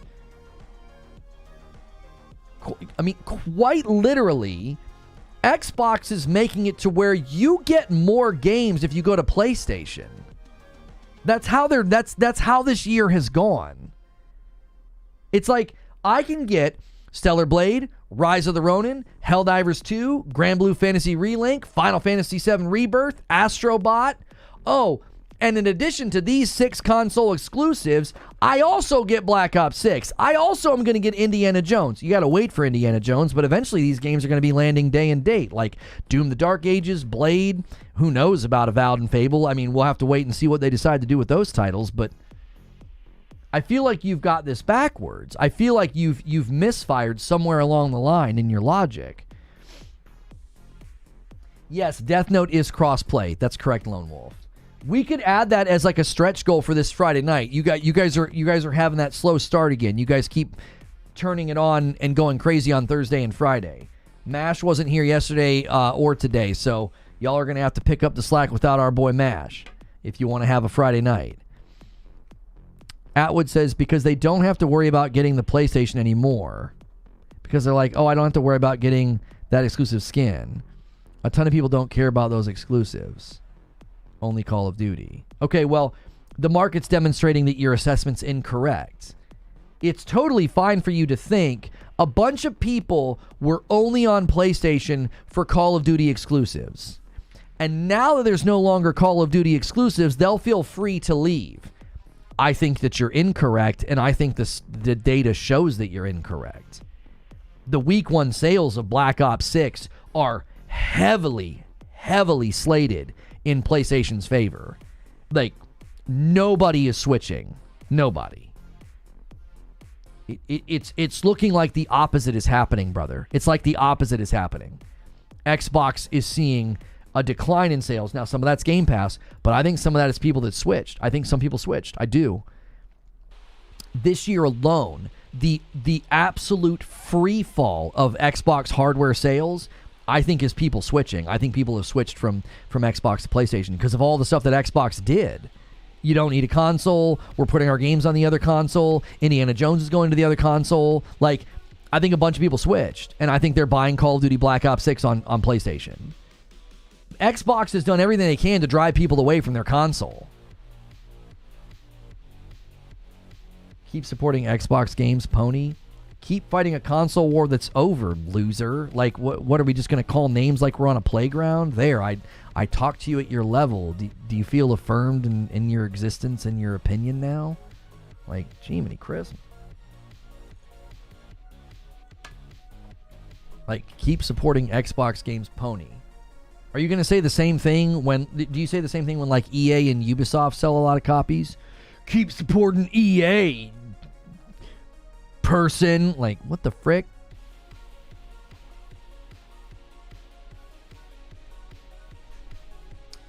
Which is why I said it's going to take time. And it's why PS5 Pro Enhanced, because they know it's going to take time to switch over. Atwood, I just think you continue to display a lack of good predictive power here. You're displaying a lack of predictive power. It's like, so they're enhancing their first-party game and giving people a reason to buy Call of Duty on the PlayStation 5 Pro because they know it's going to take time for people to switch. That just doesn't make any sense to me. There's no logic or rhyme or reason to that. That doesn't make any sense at all. It's like, so they're literally saying, well, we're going to continue to motivate people to buy Call of Duty on PlayStation because we know eventually they're going to switch. Like, that doesn't make any sense to me. It's because I have family that do. Yo, what's good, hardcore magnanimous gentlemen? Counting the days. 2 days left. I heard that. What's your favorite Space Marine chapter and why are you wrong and stupid? What kind of a question is that? The number of people who have PlayStation have their entire library on PlayStation and would switch to Xbox and wouldn't switch to Xbox because there's no more exclusive skins. It's so infinitesimal. Yeah, I don't think you're going to see people feel that.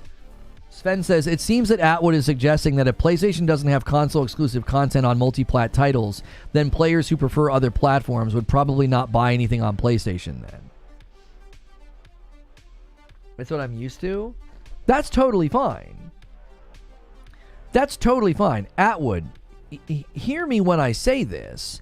If you prefer Xbox, if you prefer to play over there and you think it's still worth your money, I'm okay with you doing that. That doesn't bother me, and I'll never try to convince you to do otherwise. You were making predictions that didn't compute for me. I was like, wait, so you think that you think that people are going to switch from PlayStation because now, basically, let me try to steel man your argument. Otagon Ocelot with a $2 super chat tip. The vitriolic Xbox boys have been down for a while. Atwood's not vitriolic. He's a sweet kid. All right, be gentle here. All right, listen to me, Atwood. I'm gonna try and steel man your argument. I think your starting position is where you're going wrong, and this is why. Your presumption is that there's a bunch of people that are only on PlayStation because of exclusivity within Call of Duty. Skins, seasons, beta, whatever they got on PlayStation first or exclusively, your presumption is that that's the only reason they're on PlayStation.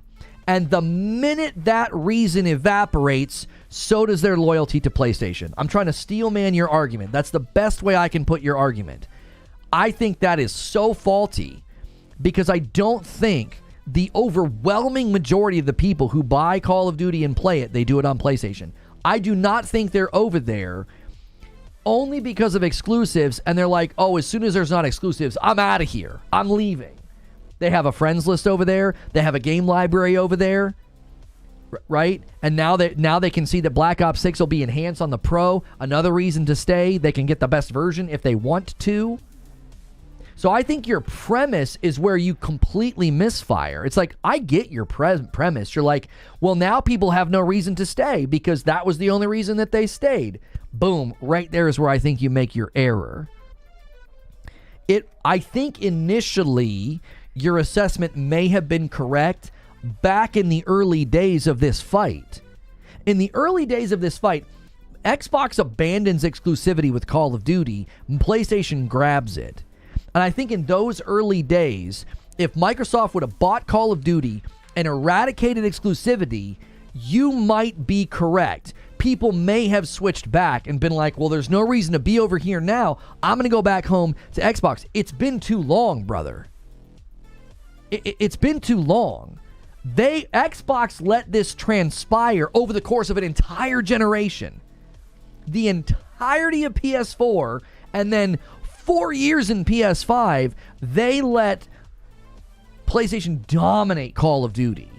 And now that they own it, nobody is going to say after, what the heck, 11 years, after being on PlayStation for 11 years because of like Call of Duty exclusivity, however long it's been, like a decade. No one's saying after a decade of growing a library, growing a friends list, and primarily playing Call of Duty on PlayStation, nobody's going to say, well, now that there are no longer exclusivity, contracts with Call of Duty, I can finally go home to Xbox. I don't think anybody's doing that, brother. I don't. I feel like your prediction is winsome 9 years ago when the fight was still happening. If Xbox would have stepped in and said, boom, Call of Duty's ours now, no more PlayStation exclusivity, you might have been able to make that prediction back then, because people would have been like, oh, well, I kind of like Xbox. I got a library over there. My friends are over there. I'm going to go back to Xbox. Now, it's just been too long. I haven't been up to date. I never changed my opinion because I never really updated my POV because I never really looked into it. I hope you understand what I'm saying. Like, at some level, I completely understand where you're coming from. I just think you're really, really late to the prediction. It's like, well, yeah, I think initially there were people that jumped to PlayStation for the Call of Duty exclusivity stuff. I think that's correct. But I think they've been there for 9, 10, 7 or 8 years. 5 or 6 years. That's a long time to be on a platform, build a library and a friends list to be like, well, I'm going to switch to Xbox. Why? Well, there's not really a particular reason. There's just no longer exclusives over here for Call of Duty. So now I can leave. I don't feel like they've been feeling like they've been imprisoned this whole time and now they can break free of the shackles of PlayStation. And if the sales indications of Black Ops 6 are any indication, then they're not going anywhere. They're staying put. Eugene says, grant the presumption and the idea still falls apart. Those people aren't buying new hardware and abandoning their library because there's no exclusive skins. There's nothing driving them. People have games, accessories, friends, everything that comes they built up over 10 years and they're not making a lateral move. Once Xbox canceled Scalebound, it was a wrap for people coming back to Xbox. What? Why would you say that? Unburdened by what has been. Stop it.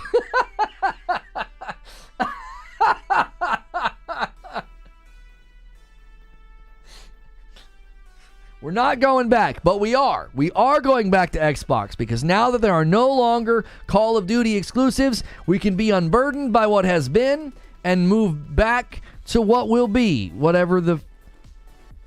Okay. Another reason is some people can't afford a PlayStation. Xbox is roughly $100 to $200 cheaper. Yeah, what can be unburdened by what has been.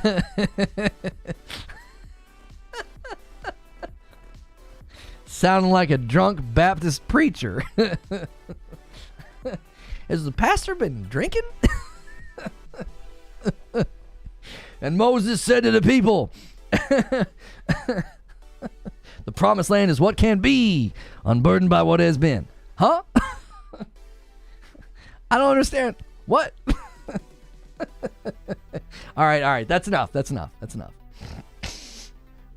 We all need a little bit of laughter today. We need a little bit of levity, but we don't need to go into that. We don't need to go over there and start talking about all that. Oh my gosh.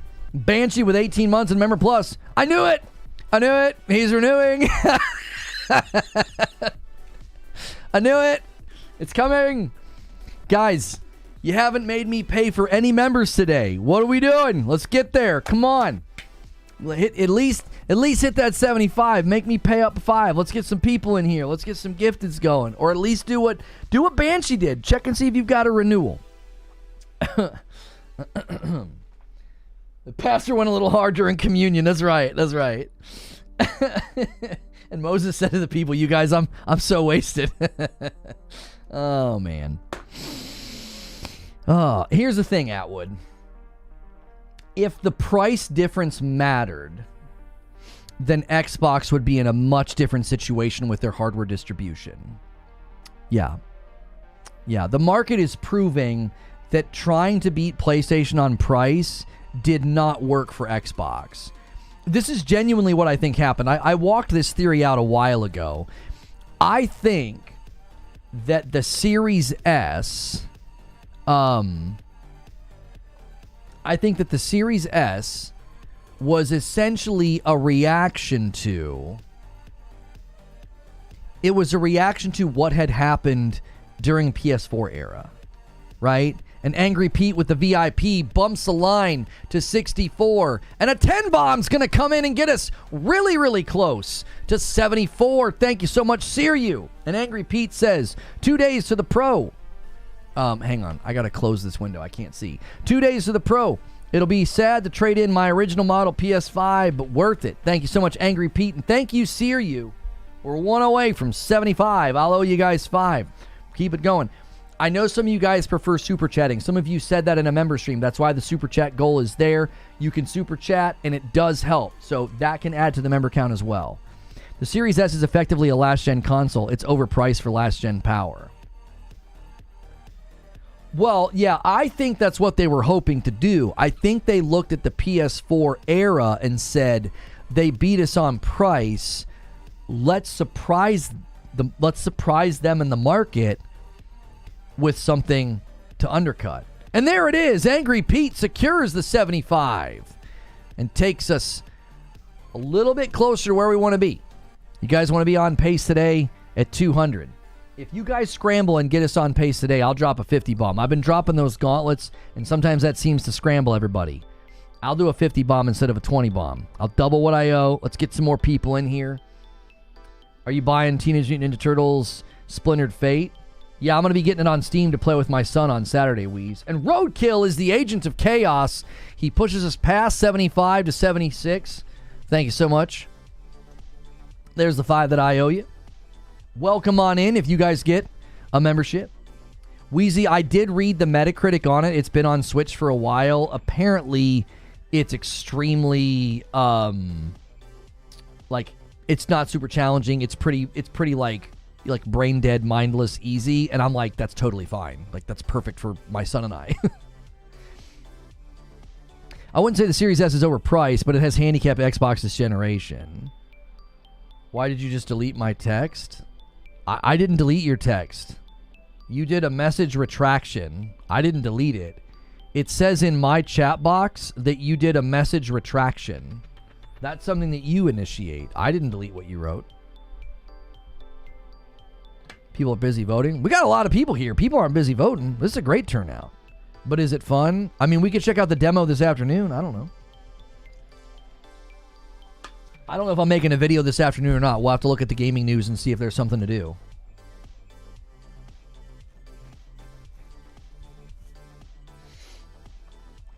Yeah, I get what AOZ is saying, that the Series S is basically like an old-gen console, so it feels overpriced.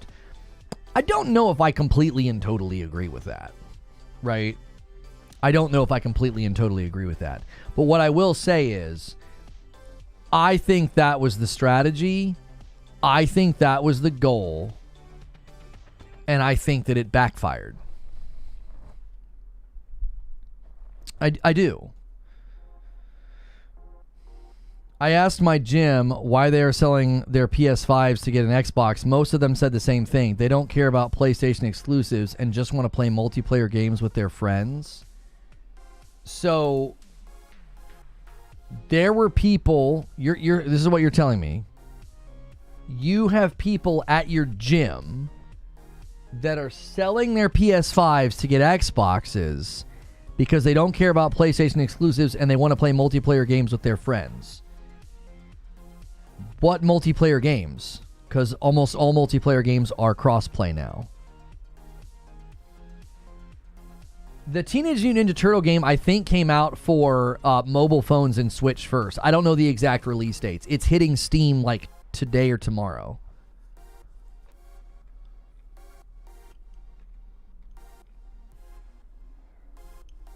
Like, virtually all of the major multiplayer games are cross-play. So why would they be doing that? Why did they get a PS5 to begin with then? Like what Vithar's saying. I don't understand what got them to buy into the PlayStation 5 ecosystem to begin with. That seems like weird behavior. So they're like, I'm buying a PlayStation 5. And then they find out that like Black Ops 6 is now owned by Xbox, so I'm not going to get any exclusive guns or maps or skins. So I'm going to sell my PS5 and switch back to Xbox?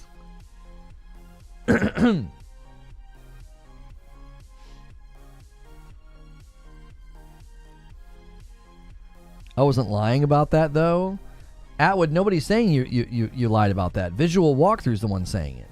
FIFA, COD, F1, all on Game Pass, and some small others I can't remember when I asked them last night. They got a PS5 as they had a PS4. I mean, it's obviously anecdotal, and the market's clearly showing that no one's doing that in great numbers. Like, Xbox is not remotely going to bounce back from their status with hardware.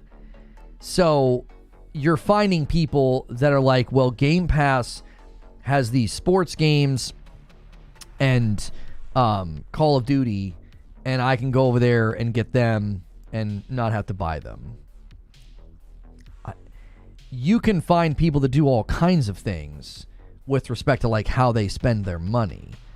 I don't think that's going to I don't think you're going to see that demonstrated in the market. EA football doesn't seem to be on Game Pass. Yeah, I'm not sure. Maybe it's an older FIFA that they all play or something. Yeah, going from a PS4 to a PS5, it's 30 to 50 people. And they all clapped. Yeah, I don't... yeah, I don't know what to say. Like, the idea that 30 to 50 people are all simultaneously doing the exact same thing for the exact same reasons. Okay. I don't know what to say other than sure. That doesn't sound like this just sounds kind of made up. 30 to 50 people are all like, yes, we are all family, family, family. Like they're all standing in a row with bald heads and black tank tops. They're like, family, family. Oh yeah, by the way, we are all selling our PlayStation 5s. We all came from PlayStation 4, and we're going back to Xbox because these games are on Game Pass, and there's no longer exclusives for Call of Duty on PlayStation. Like, what the frick? Like, that just seems really weird. Like, they're all giving you the exact same reasons? My gym has over 100 people in it? I was there. I was the dumbbell. Come on. Come on, dude. Lone Wolf says, for my group, there isn't a lot of games that are cross-play that we're interested in playing.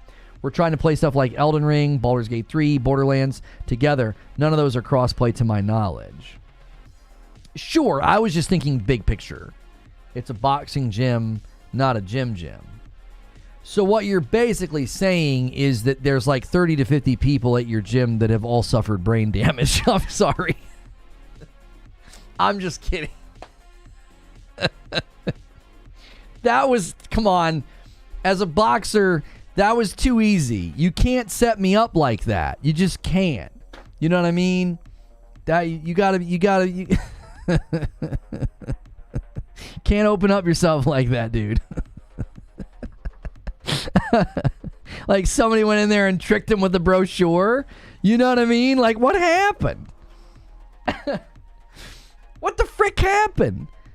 Like, why are they all like? That's just I'm trying to be as nice as I can. It just seems bizarre. It's like they all simultaneously decided to be like, we're all going to get rid of our PlayStation 5s, and we're going to go back to Xbox. We came from PS4, but the reason we're switching is because of exclusivity and Black Ops and Game Pass. Like, okay. All right. It seems weird for them to all simultaneously make the decision. Can't they just stay where they are and keep doing what they're doing? I don't know. The whole thing smells funny to me. They don't have money to spend on $7 games every time they're released.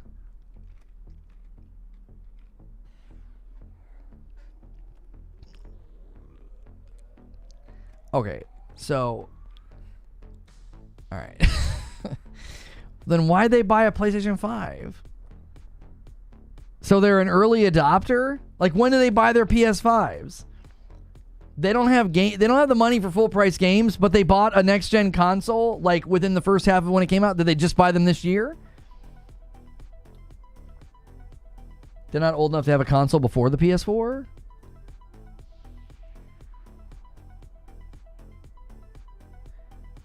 There's this group of 30 to 40 boxers that are so out of the loop, they're abandoning the market leader for the failure. On the heels of the failure to announce their games will go to the market leader. I mean, I guess they get trade-in value on the PS5. He did say that. So they're going to trade in their PS5s, they're going to get Xboxes, and then they're going to pay $240 a year, which is the equivalent of buying 3 new $70 games every single year. Do you see what I'm saying? Like, I'm just pressing on your claims, and it just seems bizarre, dude. They don't have the money to buy these $70 games, but they have enough to buy a PS5. Now, they also have enough to trade in, buy a different box, and then pay the equivalent of 3 brand new games a year on, you know, the family thing. I'm still dying over that. It doesn't make sense. Yeah. I have zero care what the consumer does. What you're describing is a bunch of consumers that don't make any sense. It just doesn't compute. It's like, wait, I don't understand. They came from PS4 to PS5.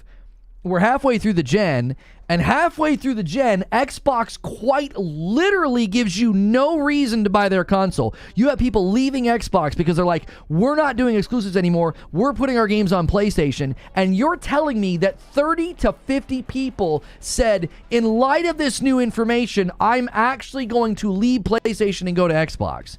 It just seems weird, man. Most of them don't play a lot of games as they train 5 to 6 days a week. So if they don't play a lot of games, they're not buying lots of games. Like, again, it just doesn't make any sense. They're willing to throw down the cash for 3 brand new games a year for Game Pass.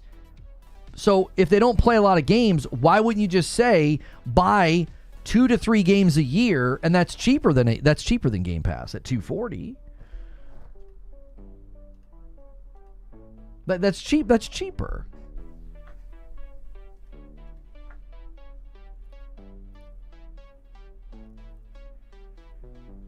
Yeah, if they don't play a lot of games, then Game Pass makes no sense. You're literally going to one of the largest quantities of game just shoveling games at you.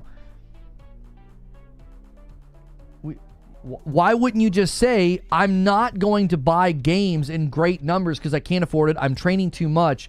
I'll just buy 1 or 2 games a year. That's cheaper than Game Pass. Like, again, this doesn't make any sense to me. I don't care what these alleged boxers do. You're describing something that is nonsensical to me. It's like, why would anybody do that in great numbers? Yeah, there's hardcore Xbox guys that were like, the Indiana Jones was the penny. That penny dropped, and they're like, no, there's no reason to be over here anymore. That when they saw Indiana Jones go to PlayStation, they're like, what's the point? What's the point? At the very least, it's more economical to go PC and do PC Game Pass because it's cheaper. Stone Spire pokes the member count with a single gift. Thank you so much, Stone Spire. I know what Stone Spire might be getting ready to do. Yeah, he's doing it. Somebody get ready. He's so faithful. He's going to gift 2 more. He's wanting a 20-bomb dunker.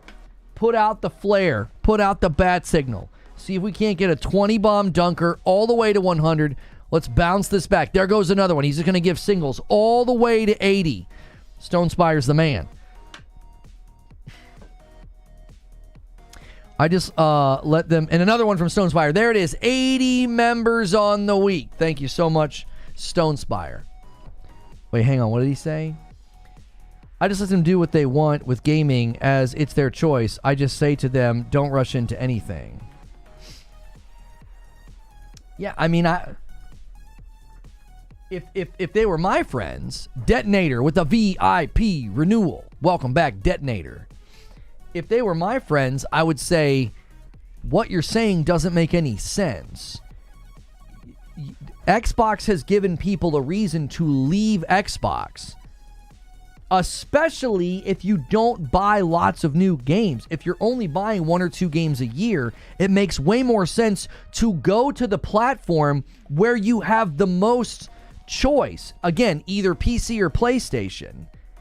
Going from PlayStation to Xbox doesn't make sense if that's their behavior. Joker Quinn with a single gifted. Thank you very much. Like, it makes way more sense to go to PlayStation. It's like you're going to have your pick of the litter. Next year on PlayStation, you could buy Indiana Jones. You could buy Doom the Dark Ages. You could buy any first-party PlayStation games that come out. You could buy any PlayStation exclusives come out. Just this year alone, you're going to have more options on PlayStation.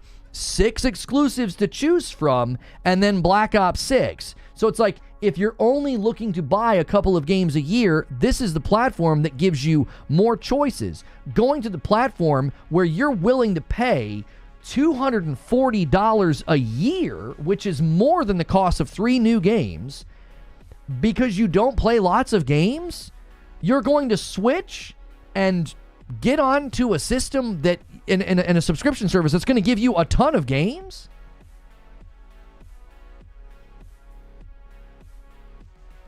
You ponies are selling your PS5 to buy a Pro for a small amount upgrade for performance and 4K upscaling. Yeah? And people with PCs do very similar things every time new GPUs come out. Are you making a point, or just you like to call people names? They're not even going to PlayStation. The whole premise is they're switching from PlayStation to Xbox. That's exactly right. Like, it just seems bizarre. Incredible Black says, I think they care about the multiple choices on Game Pass. I mean, that would be fair pushback. That's fair. They could say, hey man, I don't play a lot of games, and I like Game Pass because I get to choose from a bigger library of games, so I basically put out enough money to cover like 3 new games, and I can play tons of different games. But he said they don't play lots of games, they're always at the gym. So I was like, that Game Pass seems so backwards then. But again, they might fire back and say, well, I can demo lots of games on Game Pass. I can try them out and then find the ones that I like. I don't play lots of games. I don't know people who don't play lots of games who would make this switch. They wouldn't do it. They would be like, no, I'm just going to stay where I am. I don't play lots of games. Do you see what I'm saying? The impetus for switching just feels bizarre to me. It's like, if you don't play lots of games, why wouldn't you just stay where you are and be real choosy and buy 1 or 2 a year? Instead of like, I don't buy lots of games, I'm going to switch ecosystems, lose my library, and I'm going to go to an ecosystem where I'm going to sign up for a service where I'm going to have tons of games to play. But if you don't play lots of games, why would you do that? If you're always busy training, why would you do that? You're not going to have time to sample all these games. Again, if they were my friends, I would say, why don't you stay where you are and just wait for reviews to come out and buy the games that you think are the best? You have limited time, right? Well, why would you waste it playing a bunch of shovelware, indie game, AA, all this other different stuff that hits Game Pass? Well, why wouldn't you just wait for reviews and buy really good games instead of paying in advance for stuff that you might not even like? OG Danny with a Member Plus renewal takes us to 83. You guys have 15 minutes to get 17 members and to get... you got 10 minutes to get the super chat goal. Yo, it's good, Lamar. Lamar, you bring up politics again, and I'm going to give you a 24-hour. Don't do it. I shouldn't even need to say this sentence, but I just had to say it because you got timed out. Please don't do that.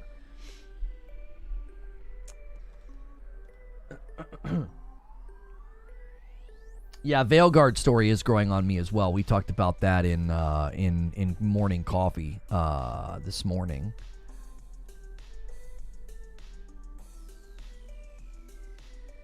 They got a goal to grow Game Pass to 100 million subscribers, but the problem is Xbox consoles dies out. It defeats the purpose to use Game Pass, and cloud streaming isn't stable enough. Do you want to know how I think they're going to try to get their Game Pass subscriber count to absolutely skyrocket? I think they're going to offer some version of Game Pass on mobile. That's what I think they're going to try to do. They're going to bring their Microsoft mobile storefront to the browser, right? This is how they bypass Apple. This is how they bypass Apple tax on everything sold. They'll relaunch games like Candy Crush. They'll relaunch games like Call of Duty Mobile and all these other games. They'll relaunch them all in their storefront. This is how they got Fortnite back on Apple, by the way, through cloud, through the browser. I think that's their plan. And then they'll launch some Game Pass mobile subscription. For $10 a month, look at all these mobile games you get. Look at all these mobile games you get every month. Blah, blah, blah.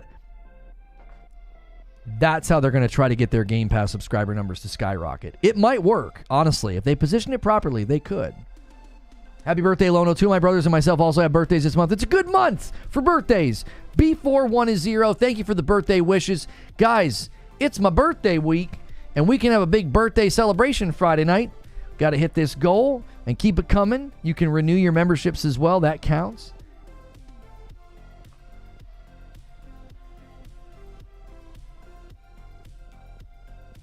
What is this person saying, Eugene?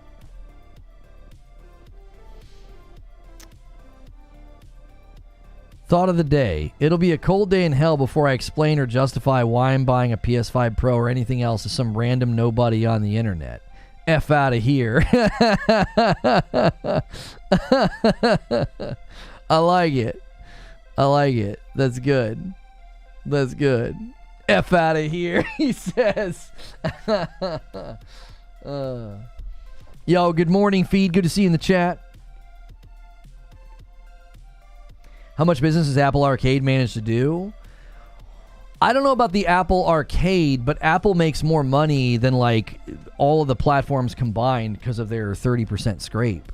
Like their 30% scrape in games like Candy Crush. I mean, they make an insane amount of money. It's just stupid. The amount of money they make is stupid.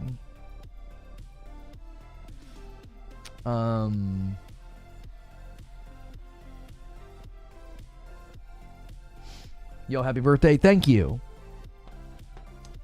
My birthday is Saturday, so I will not be streaming on my birthday. That's why we'll do something Friday night to like celebrate. We'll do like a Friday night with Madam. There's a cool, fun little Death Note Among Us game that came out. There's a lot we can do.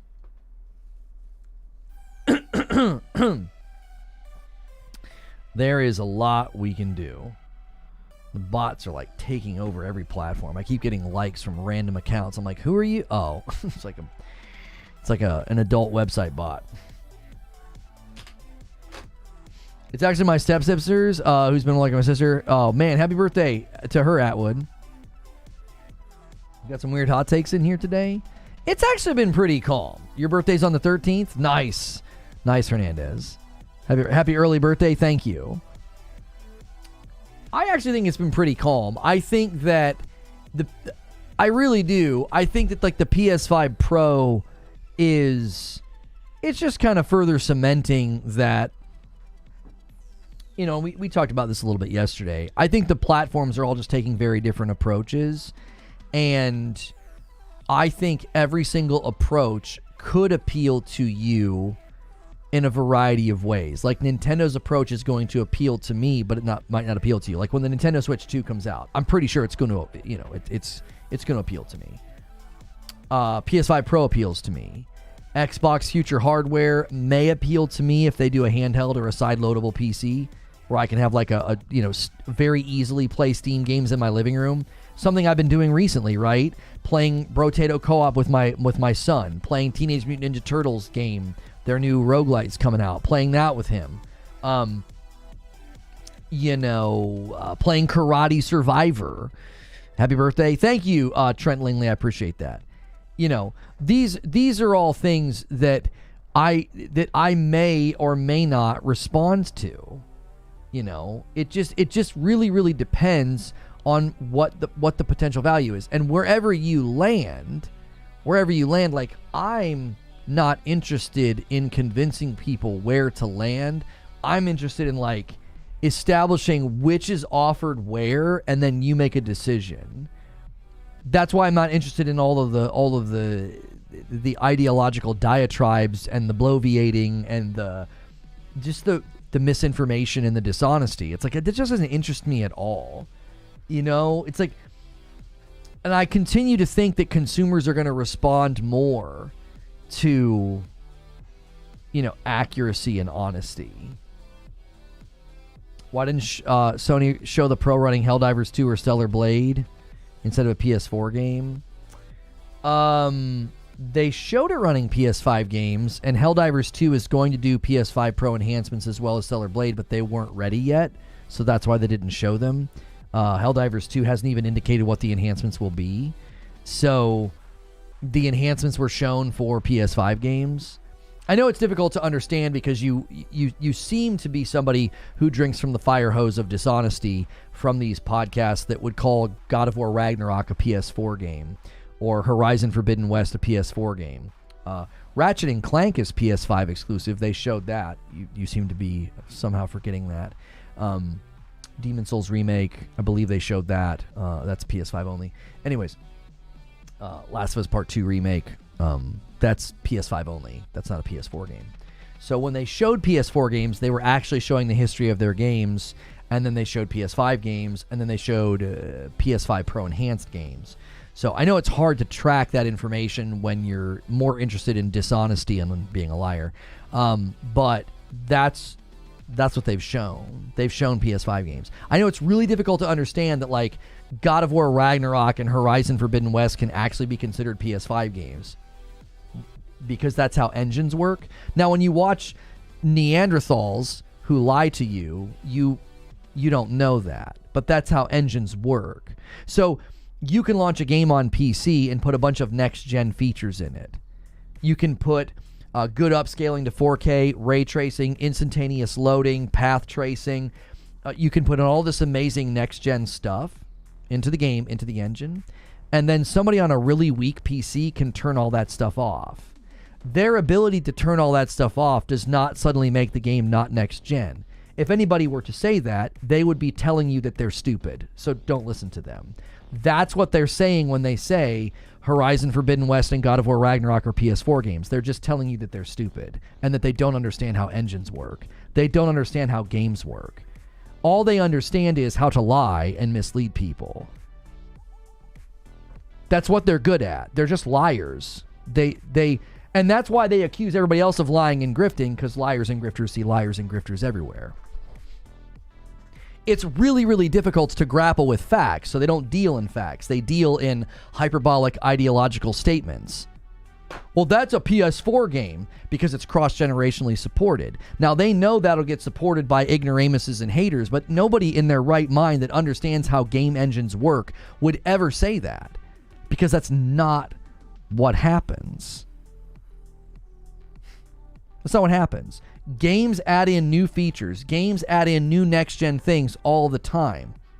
And then weaker systems can turn those features off. That's how it works.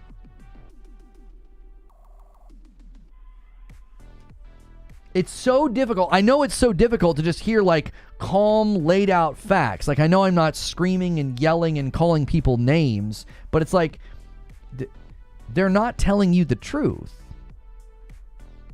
They're not telling you the truth. So the PS5 Pro walked out into the market and said, here's everything you've been getting in the PS5. Here's what the Pro is going to offer. You can take it or leave it. You can buy it or not buy it. And then the breakdowns come from Digital Foundry. The breakdowns come from the tech outlets. And all you're doing is you're promoting the same falsehood nonsense that everybody else is. You're not saying anything that's even worth listening to. The only value you bring to the table is me eviscerating what you're saying. That's all you're worth. Like, you're not contributing to the conversation. You're not making friends. You're not joining a community. You're parroting nonsense. You're parroting falsehood. The only value you bring to the table is allowing somebody like me to shred what you're saying to ribbons. That's the only value you bring to the table. So that other people can say, I never thought about it like that. Yeah, that actually isn't true. That actually is dishonest.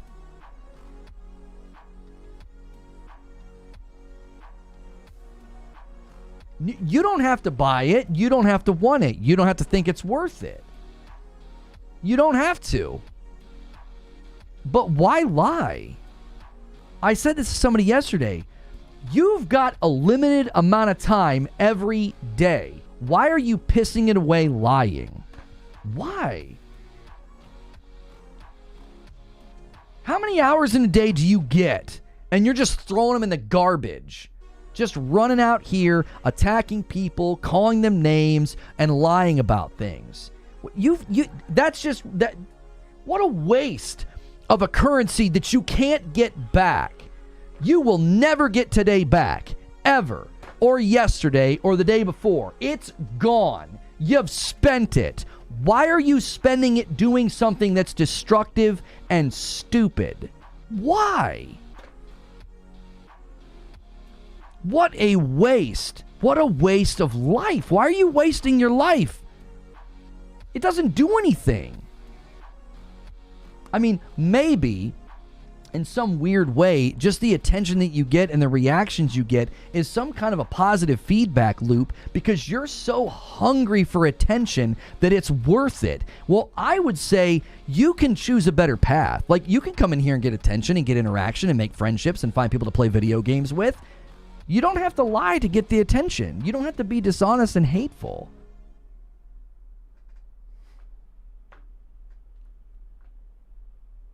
I just don't. I really think we're at a precipice. We really are.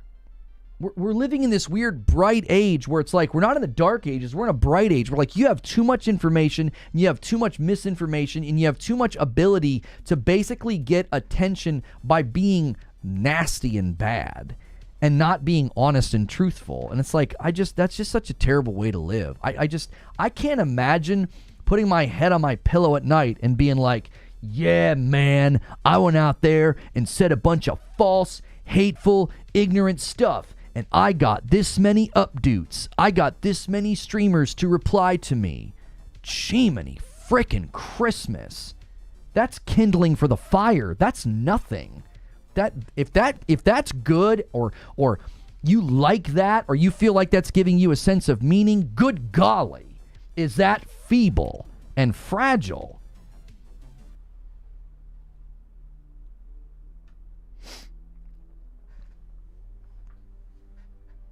You get way more interaction being honest because you'll get long-term interaction versus one day of attention before everyone ignores you. That's what I'm saying. It's feeble. It's nothing. It's vapor. It is vapor. Come on. You can come here and hang out. You can. We've got a Discord. We got people playing games and having a good time and enjoying their day. You can be a part of that. I'm sitting here telling you to come join. You want to come in and take swipes. You want to come in and lie. What a waste. What a waste. Who's not even scolding anymore? They're all here. There's plenty of them still watching. He tapped out. He can't get what he wants. I mean, I guess maybe he got what he wanted. I don't know.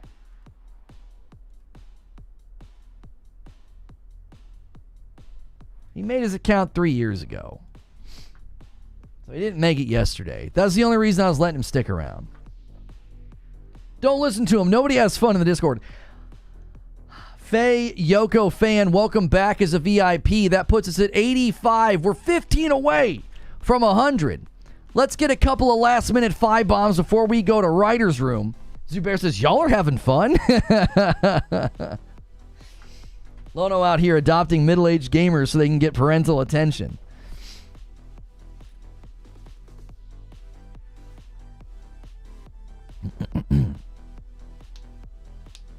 It would be cool if they had honest conversations with us. I did that with somebody the other day. I was like, I just want to understand where you're coming from. And it was so interesting because we got to the end of the conversation and it was like, I get it now. It was like a light bulb went off in my head. I didn't agree with them. I didn't suddenly switch to their side of the subject, but I said, I get it now. I get where you're coming from. Do you understand? Like, that was more enjoyable than just being like, you're a pony. You're a loser. All right, bye. See you tomorrow. It was like we had an actual conversation. It was like, I was like, oh, I forget who it was and I forget what the conversation was. But I was like, why on earth do you think that? And they walked me through it. And they walked me through their journey. And I was like, I get it now. I see you and I understand you. Isn't that more enjoyable than just yelling pejoratives at each other? You know? Wouldn't you rather be seen as you are instead of like a caricature, instead of like an exaggeration of a viewpoint? Wouldn't you rather be seen as who you are and what you think and the journey that you've been on, and being like, well, they don't agree with me, but they see me and they understand me. And that's really affirming, and that feels really good. I think that'd be better than just coming in and saying nonsense all of the time. Yeah, make your brand new account and you guys are a bunch of ponies. Oh my gosh. All right.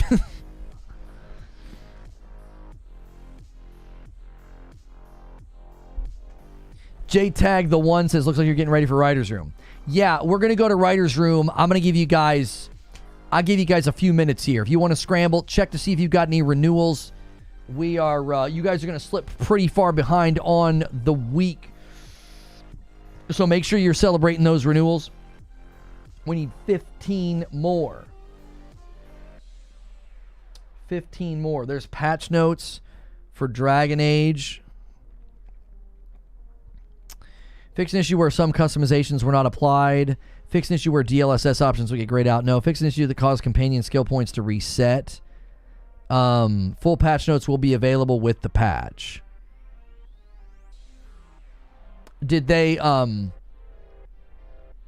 they released the full patch notes? Because I'm interested if they're doing anything with the camera and the targeting. Camera and the targeting was wonky. It's a little wonky. GG's everyone. Until next time.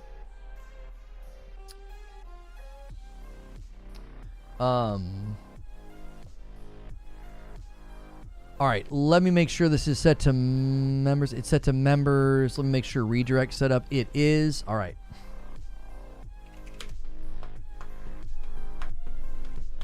Okay.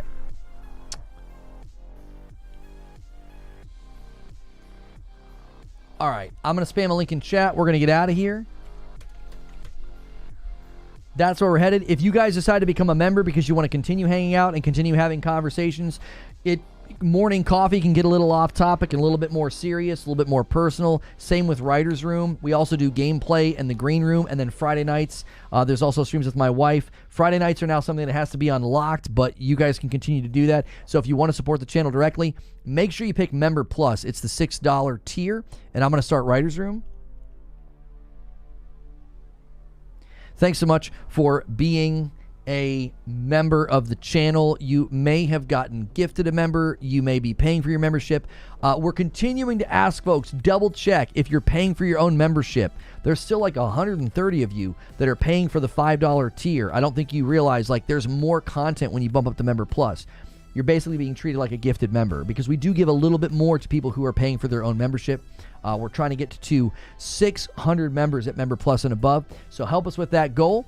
That's a big goal, long-term goal for the channel that we're working on, so you can help us out. It also makes room for more people to get gifted. If you've been continuing to get it gifted, that's a huge help as well. I'm going to end the previous stream and redirect folks over. And then I'm going to change the thumbnail.